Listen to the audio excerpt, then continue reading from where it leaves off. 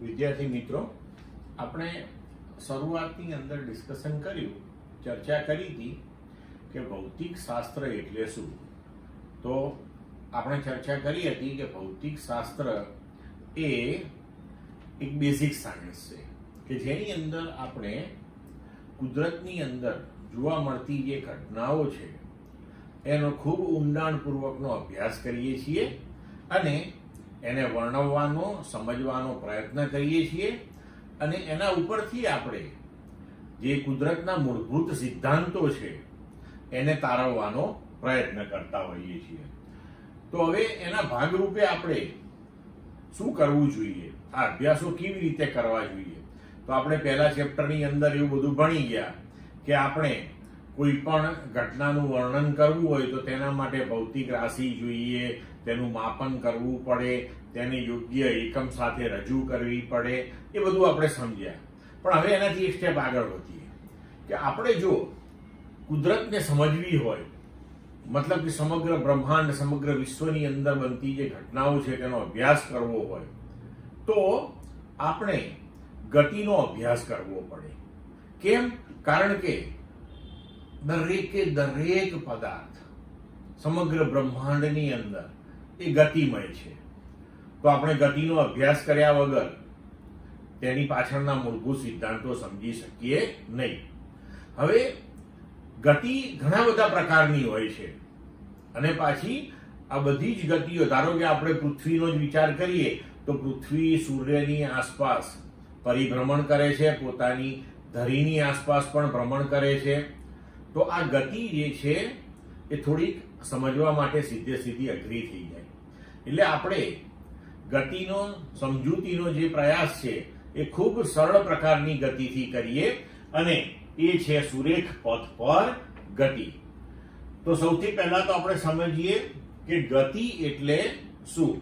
તો કોઈ પદાર્થ જ્યારે સમયની સાપેક્ષે પોતાના સ્થાનમાં ફેરફાર કરતો હોય, એટલે કોઈ પદાર્થ એક સમયે અહીંયા હોય, પછી અહીં જાય, પછી અહીં જાય, પછી અહીં જાય, તો એનો મતલબ કે સમયની સાથે તેના સ્થાનમાં ફેરફાર થઈ રહ્યો છે.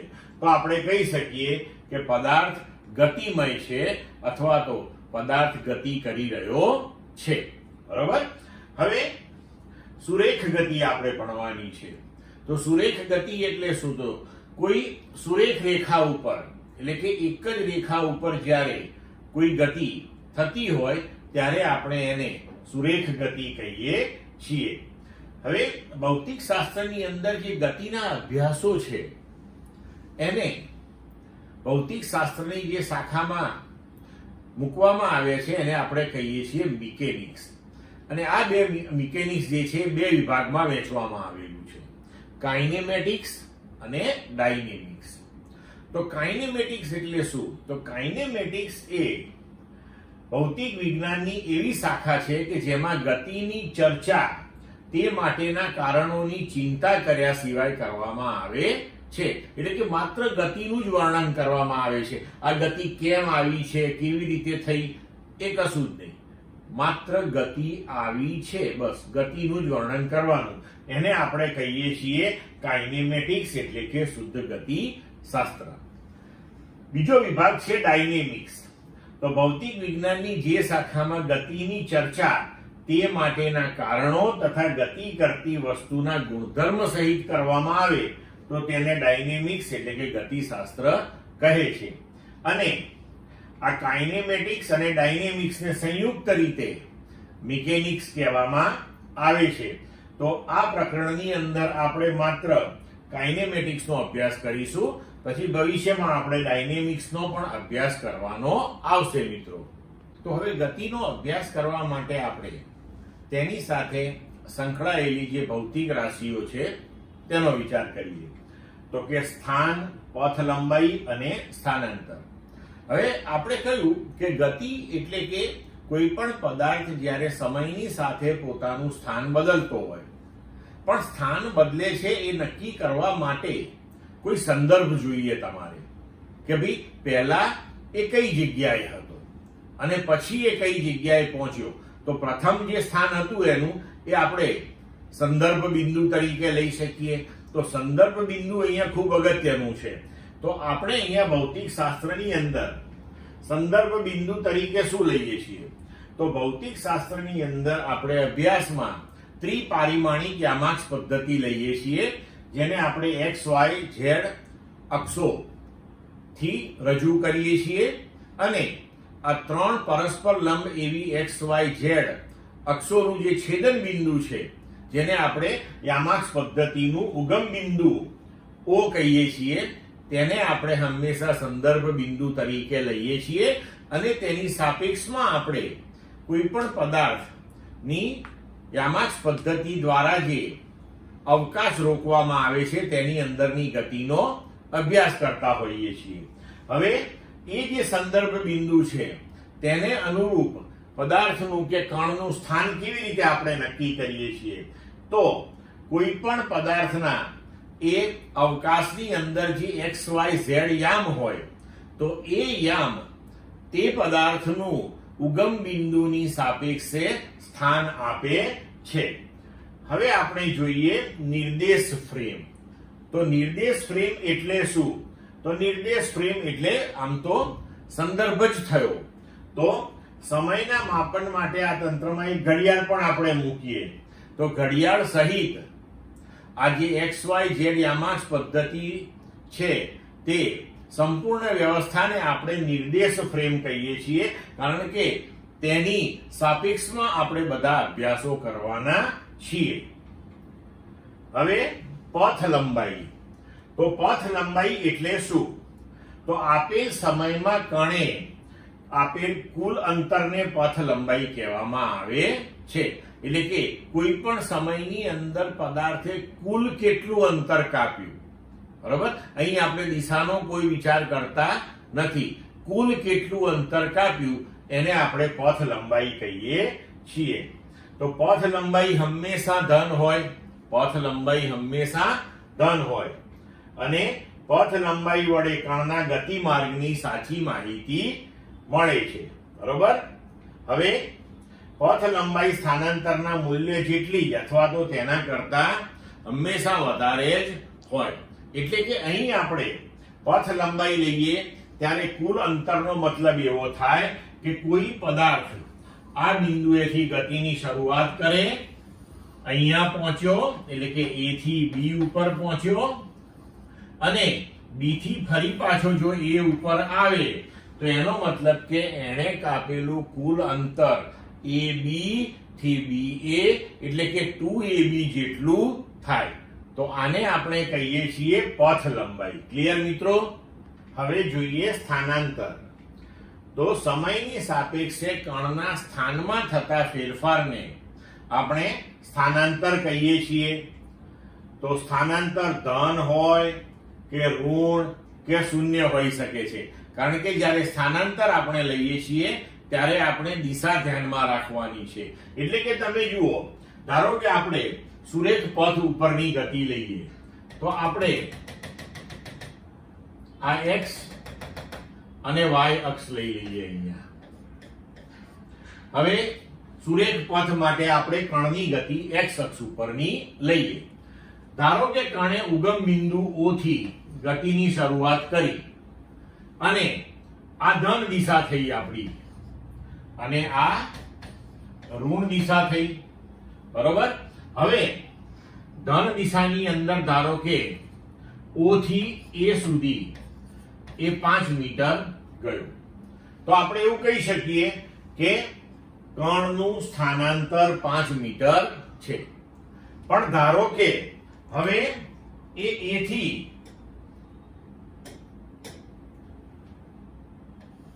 પાછો O ઉપર આવી ગયો તો આપણે એવું કહી શકીએ કે 5 મીટર એ ધન દિશામાં ગયો, 5 મીટર ઋણ દિશામાં ગયો, તો કુલ સ્થાનાંતર આ બંનેના બૈજિક સરવાળા જેટલું આપણે કરવું પડશે, તો એ શૂન્ય થઈ જશે.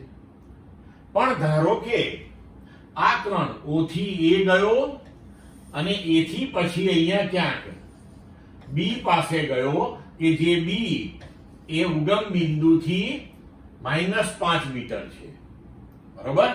તો હવે આપણે અહીંયા આગળ 5 મીટર એ ધન દિશામાં ગયો એટલે કે +5 મીટર અને A થી B ઋણ દિશામાં ગયો એટલે -10 મીટર, તો પરિણામી સ્થાનાંતર આપણું થયું કહેવાય -5 મીટર. કારણ કે સ્થાનાંતર એટલે સ્થાનમાં થતો ફેરફાર. તો આ પ્રારંભિક સ્થાન અને આ અંતિમ સ્થાન, તો એનો ફેરફાર જે છે એ -5 થયો. એટલે કે સ્થાનાંતર એ ધન, ઋણ કે શૂન્ય કંઈ પણ હોઈ શકે છે. બરોબર. હવે સ્થાનાંતર એ ગતિ માર્ગની પરિણામી અસર દર્શાવે છે. આવું લખીએ કેમ? તો એટલા માટે કે માનો કે કોઈ કણ આ એ બિંદુએથી ગતિની શરૂઆત કરે અને આમ થઈ અને કોઈ આવા વક્ર માર્ગે ગતિ કરીને બી પાસે પહોંચ્યો, તો સ્થાનાંતર એટલે સ્થાનમાં થતો ફેરફાર. તો આપણે આવા કિસ્સાની અંદર સ્થાનાંતર લઈશું એ થી બી. તો એ પરિણામી અસર કયા રસ્તે ગયો એની કોઈ આપણને ખબર પડે નહીં અહીંયા, પણ પરિણામી અસર શું છે તો કે ભાઈ એ થી બી સુધી પહોંચ્યો તેની આપણને માહિતી મળે છે. તો હવે આવા કેસની અંદર આપણે જો પથ લંબાઈ લઈએ તો એને વાસ્તવિક રીતે જે અંતર કાપ્યું એ લેવી પડે. સ્થાનાંતર આટલું થયું.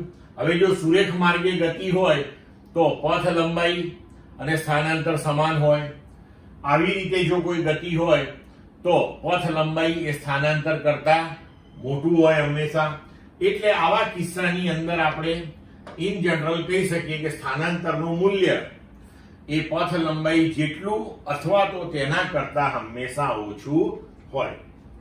હવે ધારો કે t1 અને t2 સમયે પદાર્થના સ્થાન આપણે x1 અને x2 લઈએ તો ડેલ્ટા t બરાબર t2 માઇનસ t1, એટલે કે આટલા સમયગાળાની અંદર તેનું સ્થાનાંતર આપણે x2 માઇનસ x1 એટલે કે ડેલ્ટા x વડે દર્શાવીએ તો ડેલ્ટા x સ્થાનાંતર બરાબર આપણે લખી શકીએ x2 માઇનસ x1. અહીંયા ડેલ્ટા જ્યારે કોઈ પણ રાશિની સાથે આપણે લખીએ તો સમજવાનું કે ડેલ્ટા એ તે રાશિમાં થયેલો ફેરફાર દર્શાવે છે. એટલે કે અહીંયા x ની સાથે ડેલ્ટા લખો તો કે સ્થાનમાં થતો ફેરફાર, t ની સાથે લખો તો કે સમયનો ફેરફાર. ક્લિયર મિત્રો? હવે આગળ વધીએ કે આપણે કહ્યું કે પદાર્થ સમયની સાથે પોતાનું સ્થાન બદલે તો તેને અનુરૂપ આપણે બે ભૌતિક રાશિઓ વિચારી કે પથ લંબાઈ અને સ્થાનાંતર. પણ પદાર્થની ગતિનો જ્યારે આપણે વિચાર કરીએ ત્યારે એ કેટલા સમયગાળાની અંદર સ્થાનમાં ફેરફાર કરી રહ્યો છે એ પણ ખૂબ અગત્યની વસ્તુ છે. બરોબર. તો તેના માટે હવે આપણે સરેરાશ વેગ અને સરેરાશ ઝડપ એ બે રાશિઓનો વિચાર કરવો પડશે. તો કે સરેરાશ વેગ એટલે શું? કે સ્થાનમાં થતા ફેરફાર એટલે કે સ્થાનાંતર અને તેના માટે લાગતા સમયના ગુણોત્તરને સરેરાશ વેગ કહેવામાં આવે છે. તો સરેરાશ વેગની ઉપર આવી બારની નિશાની મૂકીને દર્શાવાય છે. સ્થાનાંતર એટલે કે x2 માઇનસ x1 સ્થાનમાં ફેરફાર અપોન સમયગાળો એટલે કે t2 માઇનસ t1 એટલે કે ડેલ્ટા x ભાગ્યા ડેલ્ટા t. તો અહીં આપણે જોઈ શકીએ કે સરેરાશ વેગનો એકમ મીટર પ્રતિ સેકન્ડ થશે. હવે સરેરાશ વેગ એ ધન, ઋણ કે શૂન્ય હોઈ શકે. કેમ? કારણ કે આપણે હમણાં ડિસ્કસ કર્યું કે સ્થાનાંતર તમારું જે છે ડેલ્ટા x એ ધન, ઋણ કે શૂન્ય હોય. સમય તો હંમેશા ધન હોવાનો, તો એ કેસમાં આપણો ગુણોત્તર પણ ધન, ઋણ કે શૂન્ય હોઈ શકે છે. સરેરાશ વેગ પણ સ્થાનાંતરની માફક સદિશ રાશિ છે. કારણ કે જ્યારે સરેરાશ વેગ ગણીએ છીએ ત્યારે આપણે દિશાનું ધ્યાન રાખવું પડે છે. અને સુરેખ માર્ગે જે ગતિ છે એમાં આપણે દિશા એક જ રીતે વિચારવાની કે કોઈ એક તરફની દિશા જે છે સુરેખ માર્ગેને ધન લઈએ તો એનાથી વિરુદ્ધ દિશાને આપણે ઋણ ગણી લેવાની હંમેશા. બરોબર. હવે સરેરાશ ઝડપ. તો પદાર્થની મુસાફરીની અવધિમાં કાપેલ કુલ પથ લંબાઈ અને તે માટે લાગતા સમયના ગુણોત્તરને આપણે સરેરાશ ઝડપ કહીએ છીએ. તો સરેરાશ ઝડપ બરાબર કુલ પથ લંબાઈ ભાગ્યા કુલ સમયગાળો. હવે હમણાં આપણે આગળ જોયું કે પથ લંબાઈ એ હંમેશા ધન હોય તો સરેરાશ ઝડપ પણ હંમેશા ધન હોય. અહીંયા પણ કુલ પથ લંબાઈ એટલે લંબાઈ, એનો એકમ મીટર અને સમયગાળો એટલે સેકન્ડ. તો આનો પણ એકમ થશે મીટર પર સેકન્ડ અને એ હંમેશા ધન હોય છે. ક્લિયર? ચલો હવે જોઈએ આપણે સ્થાન વિરુદ્ધ સમયના જે આલેખો છે તેના પરથી આપણને સરેરાશ વેગ વિશેની માહિતી કેવી રીતે મળે. તો માનો કે સ્થાન વિરુદ્ધ સમયના આલેખો આપણને આ પ્રકારે મળેલા છે. હવે સરેરાશ વેગ આપણે જોયું કે એ સ્થાનાંતર અને સમયનો ગુણોત્તર છે. તો અહીંયા હંમેશા એક વસ્તુ ધ્યાન રાખજો કે x વિરુદ્ધ t નો જે પણ કોઈ આલેખ હોય તો x વિરુદ્ધ t ના આલેખનો ઢાળ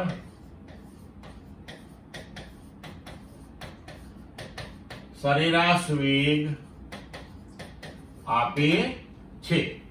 એટલે જો અહીં આપણે ધારો કે કોઈ બે જુદા જુદા સમય t1 અને t2 માટે ના સ્થાન નક્કી કરીએ તો આ t1 સમય, આ t2 સમય. તો t1 સમયનું સ્થાન x1 અને t2 સમયનું સ્થાન x2. તો આ ભાગ આપણા માટે થઈ ગયો ડેલ્ટા x અને આ ભાગ આપણા માટે થઈ ગયો ડેલ્ટા t. તો ડેલ્ટા x ભાગ્યા ડેલ્ટા t એ આપણને શું આપે? તો સરેરાશ વેગ આપે. અને આલેખ માટે શું કહેવાય? તો કે y અક્ષ ઉપરની રાશિનો તફાવત ભાગ્યા x અક્ષ ઉપરની રાશિનો તફાવત. તો એ આપે આલેખનો ઢાળ. બીજું કે જો તમે અહીંયા આલેખે x અક્ષ સાથે એટલે કે સમય અક્ષ સાથે બનાવેલો ખૂણો થીટા હોય તો tan થીટા બરાબર, જો આ થીટા હોય તો I થીટા થાય. તો tan થીટા બરાબર સામેની બાજુ ભાગ્યા પાસેની બાજુ. તો tan થીટા તમને ઢાળ આપે. તો x વિરુદ્ધ t ના આલેખ માટે tan થીટા તમે શોધો તો એ પણ તમને સરેરાશ વેગ આપે. હવે અહીં તમે જુઓ કે તમારો આલેખનો ઢાળ જે છે એ ધન આવશે કારણ કે x2 એ x1 કરતા મોટો છે. તો આકૃતિ એમાં સમયની સાથે પદાર્થનું સ્થાન વધે છે એટલે અંતિમ સ્થાન માઈનસ પ્રારંભિક સ્થાન ધન આવે તો સરેરાશ વેગ હંમેશા ધન આવે. હવે ધારો કે તમે બીજો ગ્રાફ જુઓ તો એની અંદર તમે અહીંયા એક t1 સમય લઈ લો, એને અનુરૂપ આપણે ગ્રાફ ઉપર સ્થાન x1 લઈએ, આ t2 સમય લઈએ તો એને અનુરૂપ સ્થાન x2 લઈએ. તો અહીંયા સમયની સાથે સ્થાન ઘટતું જાય છે એટલે કે અંતિમ સ્થાન માઈનસ પ્રારંભિક કરીશું તો ઋણ આવશે. એટલે કે આ આલેખનો ઢાળ આપણને ઋણ મળશે. બરોબર? તો આકૃતિ બી માં સમય સાથે પદાર્થનું સ્થાન ઘટતું જાય છે તેથી સરેરાશ વેગ ઋણ મળે છે. ત્રીજો આલેખ જુઓ, તેમાં સમયની સાથે સ્થાન બદલાતું જ નથી. સ્થાન બદલાતું નથી મતલબ કે પદાર્થ ગતિમાં નથી. તેનો મતલબ એ થયો કે પદાર્થ સ્થિર છે અને તેનો સરેરાશ વેગ કેવો છે? શૂન્ય છે. ક્લિયર મિત્રો? હવે મિત્રો જોઈએ આપણે તત્કાલીન અથવા તો તાત્ક્ષણિક વેગ અને ઝડપ. તો આપણે અત્યાર સુધી સરેરાશ વેગ કે સરેરાશ ઝડપની ચર્ચા કરી. તો આ તત્કાલીન કે તાત્ક્ષણિક વેગ અને સરેરાશ વેગ એ બેમાં શું ફરક છે? તો જુઓ, આપણે એક સામાન્ય ઉદાહરણ લઈએ કે ધારો કે આપણે અમદાવાદથી વડોદરા ગાડી લઈને જતા હોઈએ. સવારે 8 વાગે આપણે નીકળ્યા અને 10 વાગે આપણે વડોદરા પહોંચ્યા. હવે અમદાવાદથી વડોદરાનું અંતર જે છે 100 કિલોમીટર છે. 2 કલાકમાં આપણે આ અંતર કાપ્યું. તો કોઈ આપણને પૂછે કે તમે કેટલી ઝડપથી અમદાવાદથી વડોદરા ગયા, તો આપણે એવું કહીશું કે ભાઈ 50 કિલોમીટર પ્રતિ કલાકની ઝડપે ગયા, કારણ કે આપણે 1 કલાકમાં 50 કિલોમીટર અંતર કાપ્યું, 2 કલાકમાં 100 કિલોમીટર. તો સમગ્ર આપણી જે સમયગાળો છે 2 કલાકનો, એની અંદર આપણે જે અમદાવાદથી વડોદરાનું કુલ અંતર કાપ્યું એને અનુરૂપ આપણને આખા સમયગાળાની પરિસ્થિતિનો ખાલી ખ્યાલ આવ્યો. બરોબર છે? પણ ધારો કે કોઈ આપણને એવું પૂછે કે 8:30 તમારી ઝડપ કેટલી હતી, તો એ થઈ તાત્ક્ષણિક.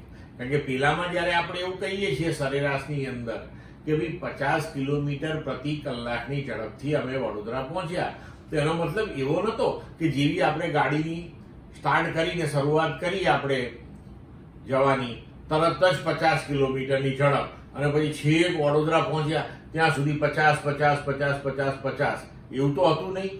સ્પીડ વધી ઘટી અચળ રહી અને એમ કરતા કરતા આપણે પહોંચ્યા છીએ. તો આપણને સરેરાશ વેગ કે સરેરાશ ઝડપ જે છે એ કોઈ એક આખા સમયગાળા ઉપરની જે ઘટના છે એનું વર્ણન કરે છે.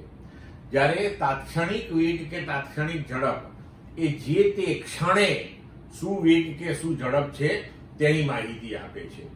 તો આપણે એમ કહીએ કે ધારો કે 8:30 શું ઝડપ હતી, તો એ આપણે કેવી રીતે શોધી શકીએ?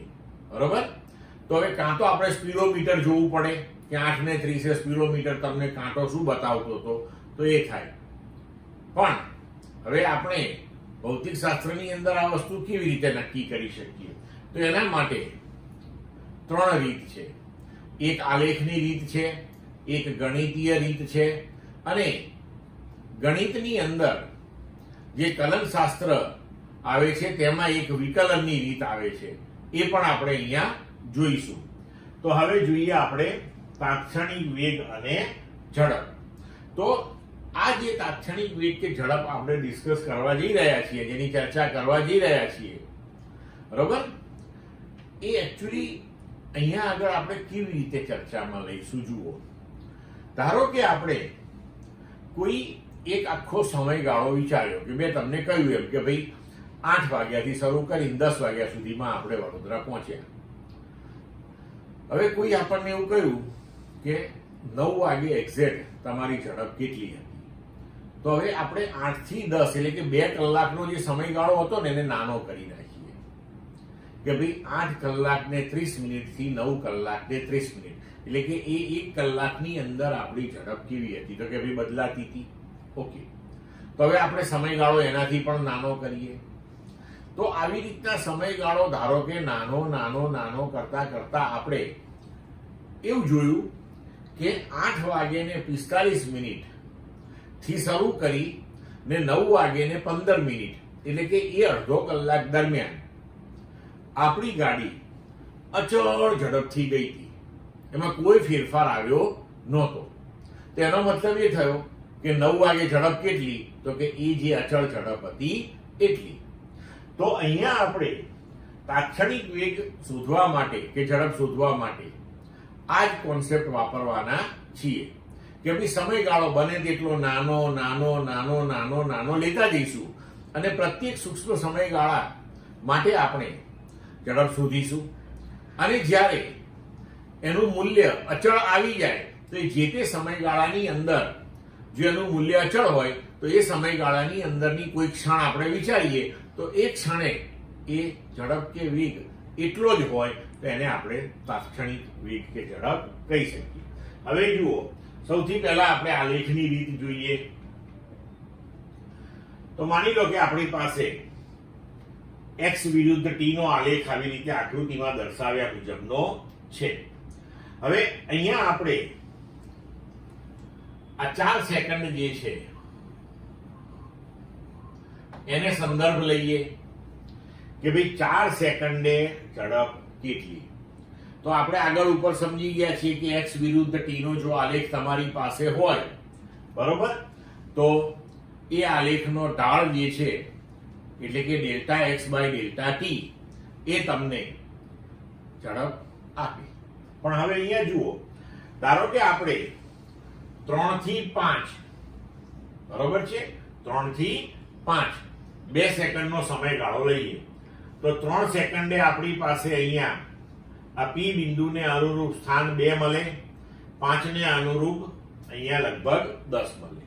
હવે તમે આ પી અને P2 ને જોડી દો અહીંયા આગળ, બરોબર છે, P1 અને P2 ને, તો આપણને આ જે સુરેખા મળી P1 P2 ને જોડતી એનો ઢાળ આપણને ઝડપ આપશે. પણ આ તો સરેરાશ થઈ. 5 ઓછા 3 એટલે કે 2 સેકન્ડના સમયગાળા દરમિયાન આપણે ઝડપ સુધી, તે તો સરેરાશ થઈ, બરોબર. તો હવે આપણે એક કામ કરીએ, સમયગાળો નાનો નાનો નાનો નાનો લેતા જઈશું, બરોબર છે. તો નાનો સમયગાળો એટલે પછી આપણે 3.5 થી 4.5 લીધું, તો આપણે અહીંયા જુઓ કે Q1 અને Q2 એવા બે બિંદુઓ મળ્યા આપણને આલેખ ઉપર, એને જોડી દીધા તો Q1 Q2 આપણને સુરેખા મળી. એનો ફરીથી ઢાળ શોધીએ તો એમ કરતા કરતા જો આપણે સમયગાળો 4 ને મધ્યમાં રાખીને નાનો નાનો કરતા જઈએ તો તમે જોઈ શકો છો કે આ P1 P2 પછી Q1 Q2 પછી T1 T2 આ જે રેખાઓ તૈયાર થાય છે અહીંયા, એ 4 સેકન્ડે જે આપણે બિંદુ અહીંયા વિચારવાના છીએ એની નજીક નજીક નજીક નજીક જઈ રહ્યું છે, બરોબર છે. તો હવે અહીંયા આગળ આપણે એને અનુરૂપ જો શોધતા જઈએ ઝડપ, તો એવું બને કે કોઈ એક સૂક્ષ્મ સમયગાળો હોય, ધારો કે 3.9 સેકન્ડથી શરૂ કરીને 4.1 સેકન્ડ, બરોબર. તો આ સૂક્ષ્મ સમયગાળામાં જો તમારી ઝડપ અચળ આવી ગઈ તો એનો મતલબ એ થયો કે 4 સેકન્ડે આ ઝડપ આ છે, તો એને આપણે જે તે ક્ષણની ઝડપ એટલે કે તાત્ક્ષણિક કહી શકીએ. તો હવે સમયગાળો નાનો નાનો નાનો લેતા જઈએ તો ગણિત શાસ્ત્રની અંદર એક વિભાગ આવે છે, એક શાખા છે જેને આપણે કહીએ છીએ કલનશાસ્ત્ર.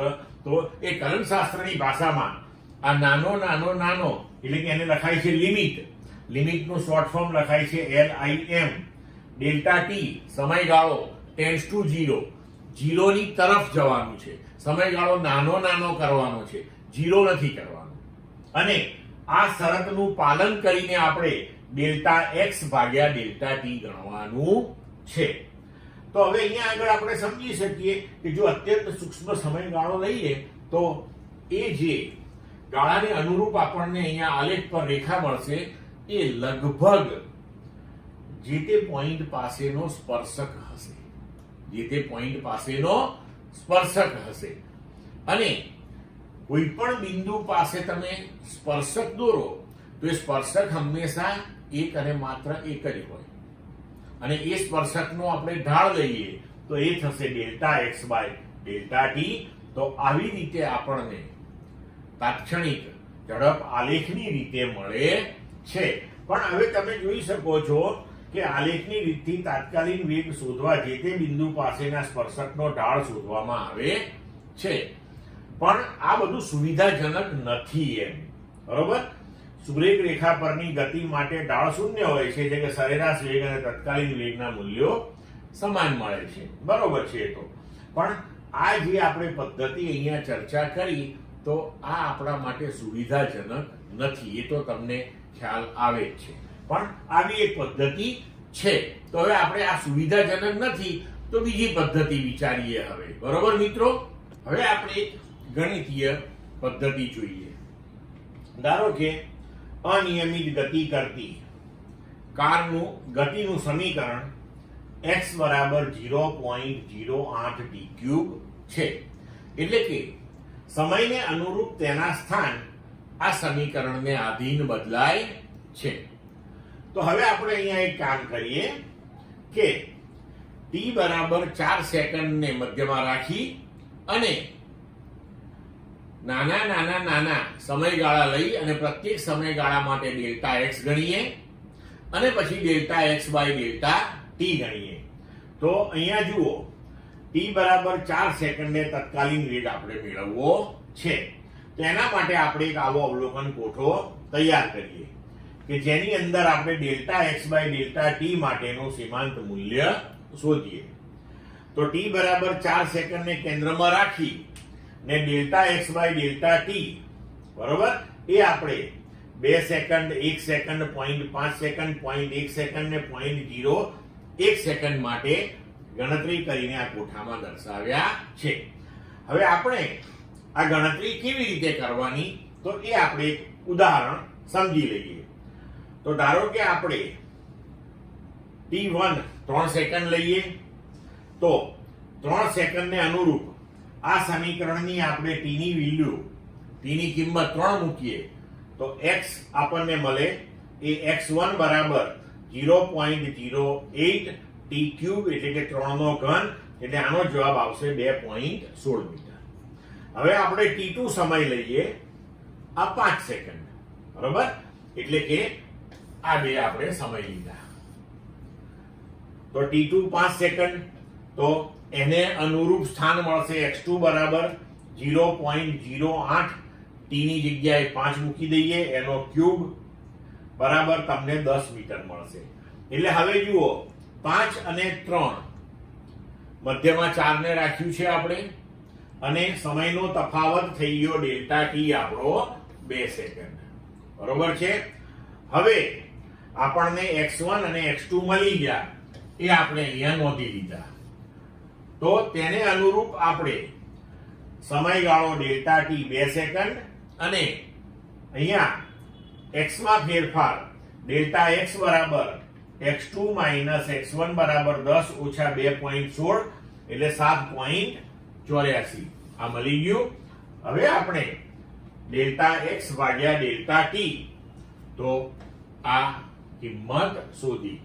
ડેલ્ટા x એટલે આપણો 7.84, ડેલ્ટા ટી એટલે 2 તો તેને અનુરૂપ આપણે અહીંયા delta x by delta t 3.92 શોધ્યું. હવે જુઓ મિત્રો અહીંયા આ થયો સરેરાશ વેગ. હવે આપણે તાત્ક્ષણિક જોઈએ છે એક્ઝેક્ટ 4 સેકન્ડે આ તો આટલા ગાળામાં મળ્યો. તો હવે આપણે સમયગાળો નાનો કરતા જઈએ. તો જો સમયગાળો આપણે 1 સેકન્ડનો લીધો એટલે કે 3.5 થી 4.5 અને ફરીથી delta x by delta t મળ્યું. 0.5 નો સમયગાળો 3.75 થી 4.25 પછી 0.1 નો સમયગાળો તો 3.95 થી 4.05 0.01 નો સમયગાળો એટલે 3.995 થી 4.005. તો હવે આપણે સમયગાળો નાનો કરતા ગયા અને પ્રત્યેક નાના સમયગાળા માટે આપણે delta x by delta t ગણતા ગયા. તો હવે સમયગાળો નાનો તો કેટલો નાનો આ પ્રશ્ન બહુ મોટો થાય આપણા માટે. ક્યાં સુધી આવી ગણતરીઓ કરવાની તો ત્યાં સુધી કે જ્યાં સુધી આપણું delta x by delta t નું મૂલ્ય અચળ આવે નહીં. તો હવે તમે જોઈ શકો છો અહીંયા કે જો આ મૂલ્યો હવે અચળ આવવાના શરૂ થઈ ગયા 3.84 બરોબર. એનો મતલબ કે આપણો આ સમયગાળો 0.1 સમયગાળો એ પૂરતો નાનો છે. તો તમે 3.95 સેકન્ડ થી શરૂ કરીને 4.05 સેકન્ડ સુધી જો અચળ વેગ 3.84 હોય તેનો મતલબ એ થયો કે આ બેની વચ્ચે 4 સેકન્ડ છે તો 4 સેકન્ડે પણ આ જ હશે. તો આપણે કહી શકીએ કે હવે 4 સેકન્ડે તાત્ક્ષણિક વેગ 3.84 છે. પણ અહીંયા તમે જોઈ શકો છો કે આ પદ્ધતિ જે છે એ પણ કઈ સુવિધાજનક નથી. કારણ કે આપણે તો ગણતરીઓ કરે જ જવી પડે અને પછી અચળ આવે ત્યારે આપણને ખબર પડે કે હવે અચળ આવવાનું ચાલુ થયું છે તો કે ભાઈ આપણે અહીંયા આગળ અટકી જવાનું હતું કે આ ગાળા ઉપર બરોબર છે. પણ સુવિધાજનક નથી, બહુ જ લંબાણપૂર્વકની ગણતરીઓ થઈ જાય. તો હવે આપણે ત્રીજી પદ્ધતિ જોઈએ કે જે સુવિધાજનક છે. તો ગણિતની અંદર જે શાખા છે કલનશાસ્ત્ર એની અંદર એક વિકલન કરીને ગણતરીઓ આવે છે એને આધીન. તો એ વિકલનથી કેવી રીતે આ ગણી શકાય? કારણ કે એમાં પણ એ લોકો વિધેય અને ચલ એના ફેરફારોનું નામ આપીને સરવાળે ગણતરીઓ આ પ્રકારની જ કરે છે કે ચલની અંદર થતા સૂક્ષ્મ ફેરફારને અનુરૂપ વિધેયમાં થતો સૂક્ષ્મ ફેરફાર ગણે અને પછી વિધેયનો ફેરફાર ભાગ્યા ચલનો ફેરફાર એ ગુણોત્તર શોધે. તો આના જેવી જ એ પદ્ધતિ થઈ. તો હવે આપણે એની ચર્ચા કરીએ. હવે જુઓ, તત્કાલીન વેગને સરેરાશ વેગના અતિ સૂક્ષ્મ સમયગાળા ડેલ્ટા ટી ના લક્ષ વડે દર્શાવી શકાય છે. એટલે કે આપણે લખી શકીએ કે v બરાબર limit delta t tends to 0 અને આ શરતને આધીન આ ગુણોત્તર આપણે શોધીએ એટલે કે limit delta t tends to 0 delta x by delta t. તો આ થઈ ગયો આપણો તત્કાલીન કે તાત્ક્ષણિક વેગ. હવે એને સંજ્ઞાત્મક રીતે લખાય છે v બરાબર dx બાય dt અથવા તો x ની ઉપર ટપકું મૂકીને x ડોટ પણ લખાય છે. તો આ v બરાબર જે dx બાય dt લખ્યું એને કલન ગણિતની ભાષામાં x નું સમય t ની સાપેક્ષનું વિકલન અથવા તો વિકલન ફળ કહે છે, જે આપેલા સમય ને અનુરૂપ પદાર્થના સ્થાનમાં થતા ફેરફારનો દર છે. બરોબર? હવે આ વિકલન થયું કે તમે x નું સમયની સાપેક્ષનું વિકલન કરો એટલે તમને v મળે અને એ તમારો તાત્ક્ષણિક વેગ હોય. પણ હવે આ વિકલન કરવાનું કેવી રીતે? તો એની આપણે બહુ ચિંતા કરવાની જરૂર નથી. એના માટે આપણને ગણિતે તૈયાર સમીકરણો આપેલા છે અને એના તૈયાર સિદ્ધાંતો આપેલા છે કે ધારો કે d by dx of x raise to n એટલે કે x રેઝ ટુ n નું તમારે x ની સાપેક્ષે વિકલન કરવાનું હોય તો એનો જવાબ આવે nx raise to n minus 1. એટલે કે આપણે ઘાત જે છે એ ગુણાકારમાં લેવાનો અને ઘાતની અંદર એકનો ઘટાડો કરવાનો તો આપણને સીધો જવાબ મળી જાય. બરોબર? હવે જુઓ, બીજા પણ આપણને ચોપડીની અંદર સાઈન વિધેય, કોસ વિધેય, ટેન વિધેય, તો આ બધાયના વિકલનો શું થાય એ રેડીમેડ આપેલા છે. આપણે એનો સીધો ઉપયોગ કરી લેવાનો, બીજી ચિંતા કરવાની જરૂરત છે નહીં. હવે જો આનો ઉપયોગ કરીને આપણે કેવી રીતે t બરાબર 4 સેકન્ડે તાત્ક્ષણિક વેગ શોધી શકીએ? તો આપણી પાસે ગણિતીય પદ્ધતિમાં સમીકરણ છે કે x બરાબર 0.08 t ક્યુબ. હવે અહીંયા મિત્રો ધ્યાન રાખજો કે x અને t નો સંબંધ જે આપણી પાસે છે તો તમને એમ થાય કે આ સંબંધ કેવી રીતે લેવાનો, પણ તમારે આ સંબંધની ચિંતા કરવાની નથી. આ પ્રકારના સંબંધ તમને અત્યારે મેળવી શકાય નહીં. તો એ તમને હંમેશા આપેલા હશે, હંમેશા આપ્યા હશે. તમારે તો માત્ર વિકલન જ કરવાનું છે એનું. તો હવે આપણે અહીંયા વેગ શોધવા માટે dx બાય dt કરીએ. તો જુઓ, v બરાબર dx બાય dt અથવા તો એને એમ લખાય કે d by dt of x એટલે કે x નું સમયની સાપેક્ષનું વિકલન. પણ x શું છે આપણા માટે? તો કે x છે 0.08 t ક્યુબ. 0.08 તો અચળ છે એટલે એને વિકલન લાગુ પડશે નહીં. હવે આપણે વિકલન લાગુ પાડવાનું છે t ક્યુબ માટે. તો અહીંયા જુઓ, d by dx x raise to n, તો અહીંયા d by dt t cube એક સરખું થઈ ગયું. હવે આ નિયમ લાગુ પાડી દઈએ તો કે ઘાત જે છે એ ગુણાકારમાં આવી ગયો તો 3 t ની આગળ આવી ગયો અને ઘાતની અંદર 1 નો ઘટાડો કર્યો તો t રેઝ ટુ 3 ઓછા 1. તો હવે અહીંયા આપણને તમે જુઓ કે v બરાબર 0.24 ઇન્ટુ t સ્ક્વેર આ પ્રકારનું સમીકરણ મળ્યું. તો આપણે બીજા શબ્દોમાં એવું કહી શકીએ કે આપણને v અને t નો સંબંધ મળી ગયો અહીંયા.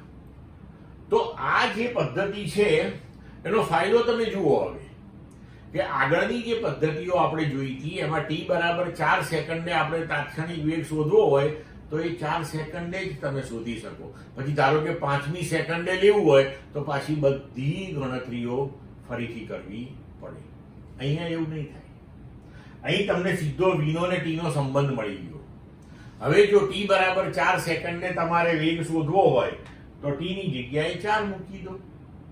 બરોબર. હવે t ની જગ્યાએ 4 મૂકીને જો તમે આને ઉકેલો તો તમારો જવાબ આવી ગયો 3.84, જે આગળ આવતો હતો. પણ આ પદ્ધતિનો જો ફાયદો શું? હવે ધારો કે કોઈ એમ કે મારે 5 સેકન્ડે શોધવો છે, કઈ વાંધો નહીં, t બરાબર 5 મૂકી દો. કોઈ કે મારે 1000મી સેકન્ડે વેગ કેટલો છે એ શોધવો છે, કઈ વાંધો નહીં, t બરાબર તમે 1000 મૂકી દો. તો અહીં આપણને v અને t નો જે સંબંધ જ મળી ગયો છે. તો તમે કોઈ પણ ક્ષણે તત્કાલીન વેગ શોધી શકશો. પડી સમજ મિત્રો? હવે જોઈએ ઉદાહરણ 2.1 કે જેની અંદર આપણે આ વિકલનનો ઉપયોગ કરીશું. x અક્ષને અનુલક્ષીને ગતિ કરતા એક પદાર્થનું સ્થાન x બરાબર a + bt સ્ક્વેર વડે દર્શાવ્યું છે. જુઓ, તમને અહીંયા સમીકરણ આપેલું છે, આપણે એની ચિંતા કરવાની જરૂરત નથી. જ્યાં a બરાબર 8.5 મીટર એક અચળાંક છે, b બરાબર 2.5 મીટર પર સેકન્ડ સ્ક્વેર અચળાંક છે અને t નું માપન સેકન્ડમાં કરેલ છે. તો t બરાબર 0 સેકન્ડ અને t બરાબર 2 સેકન્ડ સમયે તેનો વેગ કેટલો? મતલબ કે 0 અને 2 સેકન્ડ માટેનો આપણે તાત્ક્ષણિક વેગ શોધવાનો છે અને 2 સેકન્ડ ને 4 સેકન્ડ વચ્ચેનો સરેરાશ વેગ કેટલો? બરોબર છે. તો હવે જુઓ મિત્રો કે x બરાબર a + bt સ્ક્વેર આપણને આપેલું છે. એમાં અચળાંક a નું મૂલ્ય છે 8.5 મીટર, b નું મૂલ્ય છે 2.5 મીટર પર સેકન્ડ સ્ક્વેર. આપણે પાછળથી એને મૂકીશું કિંમતોને. હવે તત્કાલીન વેગ એટલે કે dx/dt, તો d/dt ઓફ x, x એટલે શું? તો કે a + bt સ્ક્વેર. હવે અહીંયા જુઓ, a ની સાથે t નથી, અચળાંક એકલો છે. તો જ્યારે કોઈ પણ અચળાંક એકલો હોય ત્યારે એનું વિકલન હંમેશા શૂન્ય થઈ જાય. ખાલી સમજવા પૂરતું જો આપણે જોઈએ તો a ની સાથે ગુણકમાં કંઈ નથી, તો 1 છે, લખી શકીએ આપણે, તમે સમજી શકો છો. હવે 1 છે તો 1 ને આપણે t⁻0 લખાય, કારણ કે એનીથિંગ ⁻0 બરાબર શું થાય? 1 થાય. તો હવે જો d/dt એ 1 ની જગ્યાએ t⁻0 + bt સ્ક્વેર.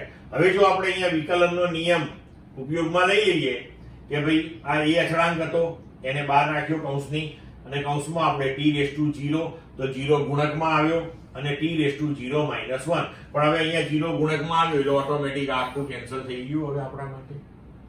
તો હવે આવું દર વખત કરવાની જરૂર નહીં. આપણે જોવાનું કે અહીંયા અચળાંક એકલો છે, એની જોડે ચલ નથી, તો એનું વિકલન શૂન્ય. હવે અહીંયા જોઈએ તો b t સ્ક્વેર, તો આ 2 જે છે ગુણકમાં આવ્યો અને t⁻1 નો ઘટાડો કર્યો. તો હવે આપણને પરિણામે અહીંયા સૂત્ર મળ્યું v બરાબર 2bt, એટલે કે v અને t નો સંબંધ પ્રસ્થાપિત થઈ ગયો. હવે આપણે 0 અને 2 સેકન્ડે તત્કાલીન વેગ શોધવો છે. તો જુઓ, t બરાબર 0 સેકન્ડ અને t બરાબર 2 સેકન્ડ સમયે વેગ. તો વેગ t બરાબર 0 સેકન્ડે, તો આ સમીકરણમાં t નું મૂલ્ય 0 મૂકી દો એટલે આપણો જવાબ આવ્યો 0 મીટર પર સેકન્ડ.